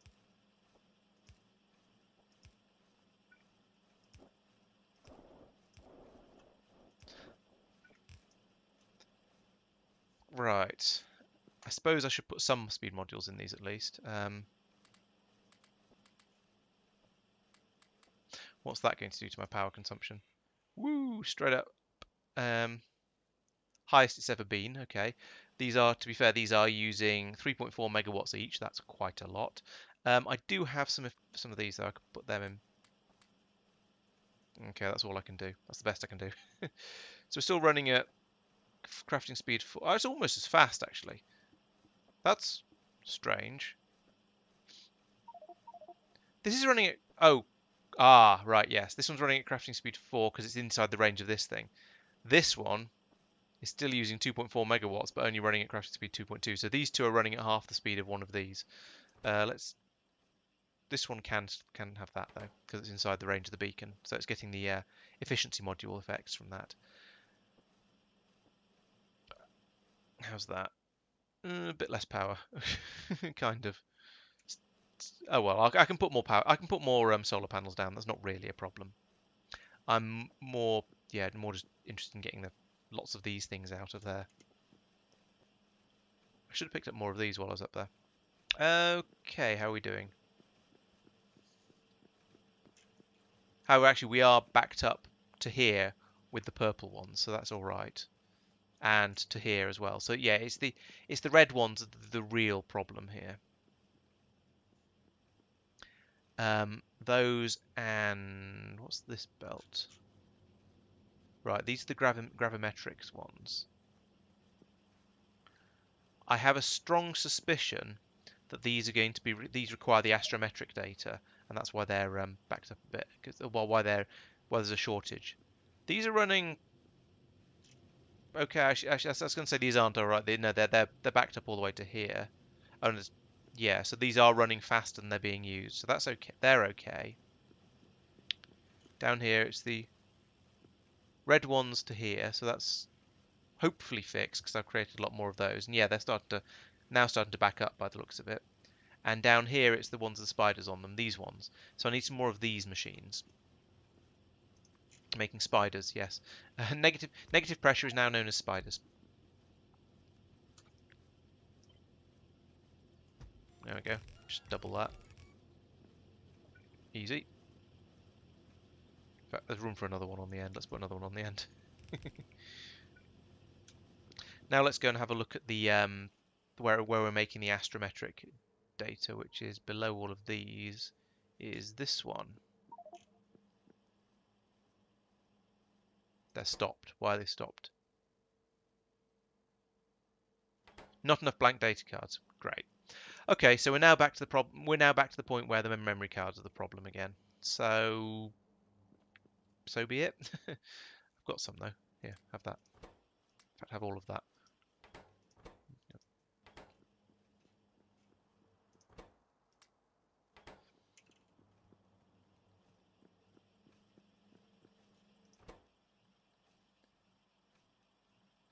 Right, I'm going to nip back over to the science area and get rid of all of this stuff that's built up in my inventory. And then I think I'm probably going to call it a night because it is getting on for bedtime now. It's, yeah, about that time. But yeah, I hope it's been a good stream. Everyone's enjoyed it. So let me know what you think I should get up to next time. I'll probably completely forget it and ask you again, but you know, it's you can always let me know again. What else have I got? Oh, those can go in there too. Motors. These can go in there. Yeah, so things are generally working. I mean, I think that's been quite constructive. I've built Astro 3, and I think getting an entire tier 3 system up and running in one 3-hour stream is pretty good going, especially as I've gone around and fixed up a few other things as well that have been broken and having issues, and there's been a bit of sort of talking and distracting myself as well. I've got here 200 total of 240. I'm just going to nick all of those. I'm going to assume that LTN works because I'm fairly sure that LTN does work. And I'm just going to carry these up here and shove them into the system and just kind of see what happens. I think they should start to flow through, and we should get some Astro Science 3 coming out the other end. That's the hope, and I'm pretty optimistic. I believe it should work. Comprehensive, yes, those ones, all of them.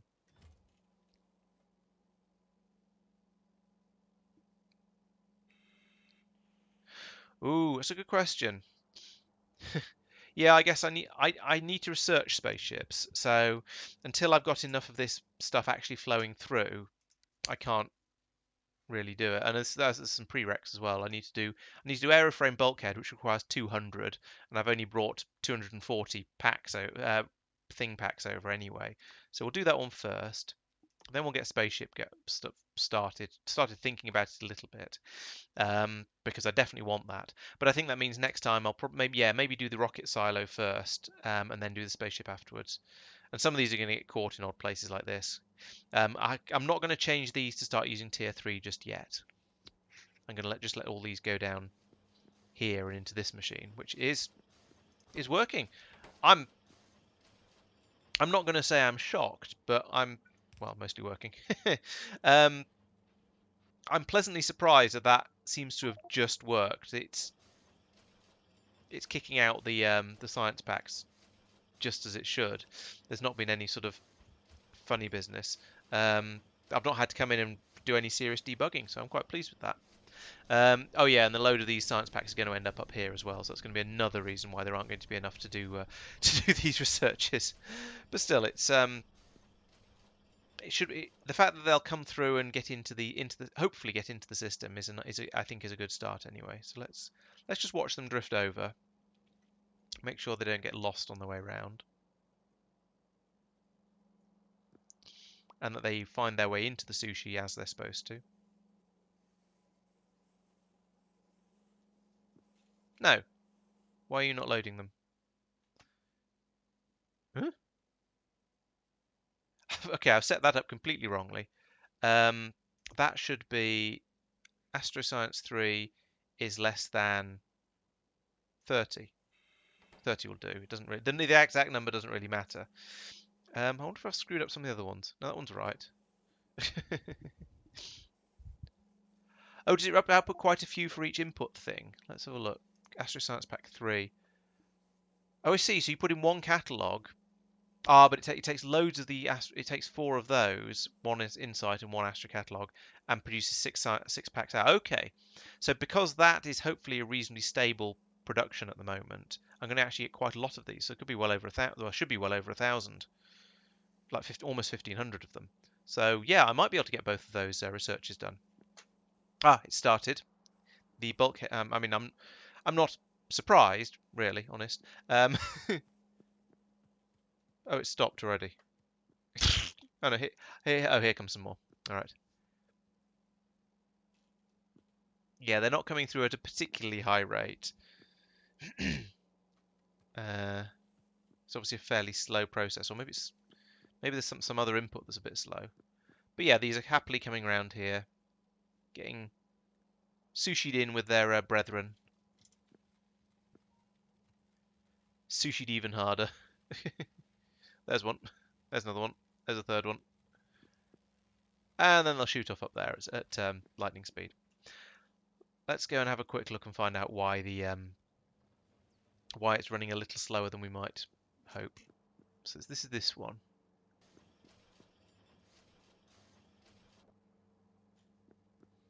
Oh, I'm not making the aeroframe scaffolds fast enough. Huh. That's tricky to fix, to be honest. He says, reaching for the speed modules. Oh, actually, maybe it's not the speed modules. It's not the speed. It's the rate that the beryllium's coming in at. I need more of these machines. That's a shame, because it's getting to be a bit of a squeeze up here. I could move the whole lot across a bit and have a double column of it, I suppose. Is that going to be a problem for everything? Because I've only got 5 machines doing holmium as well. Well, there's more room for that to wiggle.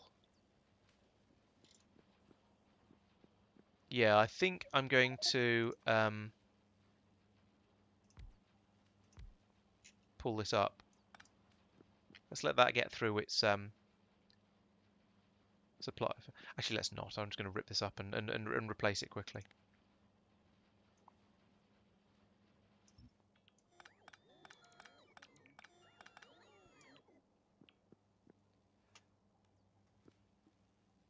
I also thought, I don't have any, but you said 10 times speed, so it's 8 times faster than these. But you can almost fit 8 of these into the space of a manufactory. Not quite, but it's not far off.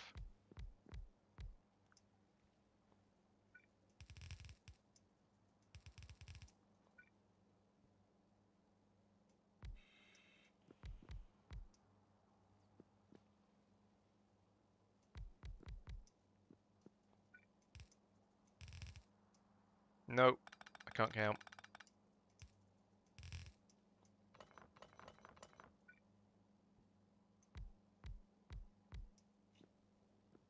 That's true. Yeah, I could. But again, it's as I say, it's not. It is. Yes, it is faster. Sorry, it's 10 times faster is only actually an 8. What am I trying to say? 10 times faster is definitely better, but when they're so much bigger, and I wouldn't be able to fit all that many more in, it's less of a bonus than it sounds.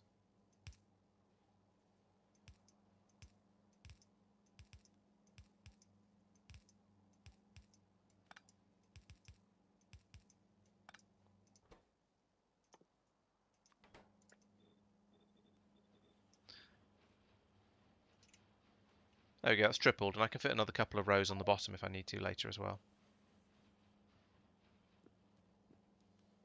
Yeah, and if I did use that, okay, it takes up about the space of 6 of them. And I wouldn't be able to fit another one in over here. I'd probably be able to get 2 of them in actually, so I get about 16 machines worth, and I've got 12 at the moment. I reckon I could get 18 in total. So I reckon with the space I've got available, I'm actually better off using these than I would be with a manufactory. Just. I suppose that's true, yeah. What's the power consumption like? 2 megawatts, 300 kilowatts. About pretty much proportional for the speed, but based on the speed. But yeah, as you say, I could put in 3 speed and 3 efficiency, and it'd be probably better. Yeah, that's a fair point actually. Yeah, all right, you've convinced me. I'll use the I'll use 2 manufacturers and module them up a little bit.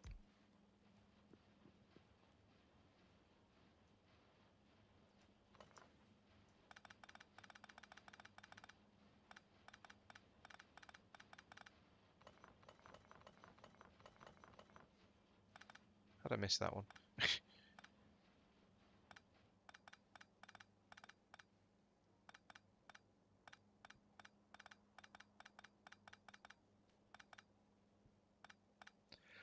Although I did notice that was starting to catch up at that point, so it's possible that that this isn't actually quite the bottleneck I thought it was,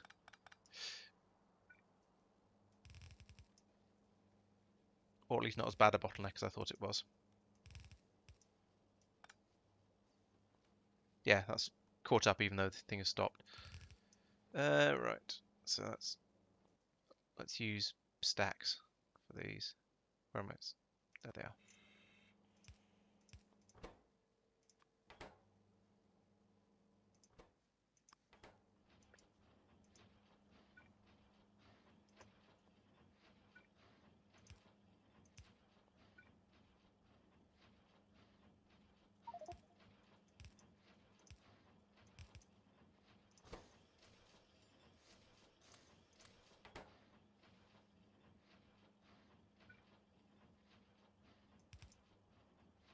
Not sure that I can keep up.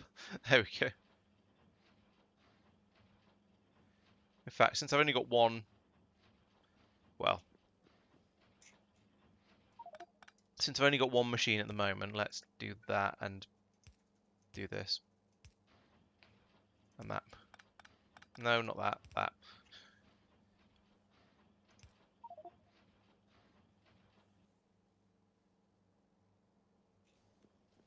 Yeah, I don't think the beryllium production was quite as much of a bottleneck as I thought it was, because it seems to be sorted now, even though I haven't actually increased the speed. noticeably at all. Oh well.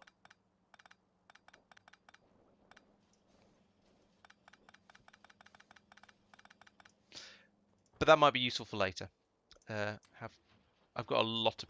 Oh no, I can put the No, I can't put them in there. Get rid of the plates there, and I can put the ingots in over here. There we go.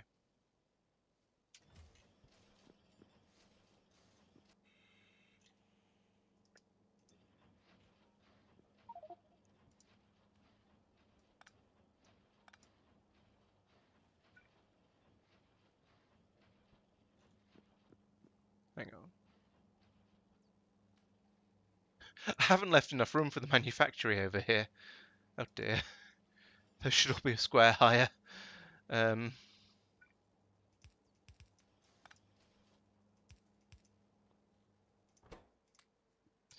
there we go. Right. Yes, it's definitely bedtime now. It's gone 11 o'clock. So, right. Yeah, as always, thank you for watching. I hope you've enjoyed the episode. I assume everyone is enjoying the episode because you guys keep coming back for them. Um, it's going quite well. We've done this one, Astro 3, so that's picked up all of these researches. I think my to-do list for before I stream again, is going to be just to try and get all of this running a little bit more smoothly, because that's just going to be expanding things that are already out there, so it's not going to be quite so exciting. I might do a little bit of tweaking here and there. Maybe if I get really bored, I'll set biological up again. We'll see how that goes. But in general, I think I've got a bit more free time this weekend, so hopefully we'll get in a weekend stream. I'll be able to show you where I've got to with that, and then maybe some bio, maybe some more material. This looks manageable, and there's quite a lot of there's a lot of different things going in here, and I think there's going to be a lot of the material packs needed as well. But nothing in there looks too horrific. Famous last words and all that. Energy. I haven't got a diagram for energy 3. There's only energy 2 showing. So maybe that's something else I can do. I can make that diagram. Um, but yeah, we'll see what I feel like doing, what you guys think I should do, and I'll go from there. I think everything is pretty happy around the rest of the solar system now. Depending on whether I keep getting a supply of glass in or not. That might be a thing I need to look into.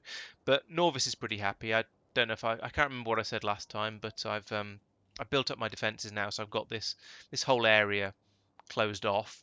I put in some more mines, so I've got a copper mine up there and there and so on. So yeah, I mean, I think things are going pretty well, and now I can get on with the fun part, the trying to wrap my head around the science up here in space. Hey Jetto, I'm afraid your timing is absolutely is rather unfortunate. I'm about to end the stream, but thank you for the vote of confidence. The videos will of course keep coming out. I'm glad you're enjoying them. Um, yeah, keep watching. Tell your friends. Tell your enemies. Tell anyone who'll listen. And yeah, there's the various different series. So what's going on at the moment? Well, I think there'll be. Let's see. So there was a Factorio video yesterday, wasn't there? So I think there's probably going to be a GTA video either tomorrow or Friday. I forget which. I recommend those. They're good fun. They're not as thinky as Factorio, but people try and shoot at me and often succeed. So they're quite entertaining. Then over the weekend I'll try and squeeze in another Factorio stream. I think I've got a another Factorio video, or I will have another Factorio video due over the weekend. I can't even remember my own schedule, I'm afraid. Um, yeah. So as always, thank you for watching. Please keep coming back and give me lots of feedback. Let me know what you like, what you don't like, and I hope to see you next time.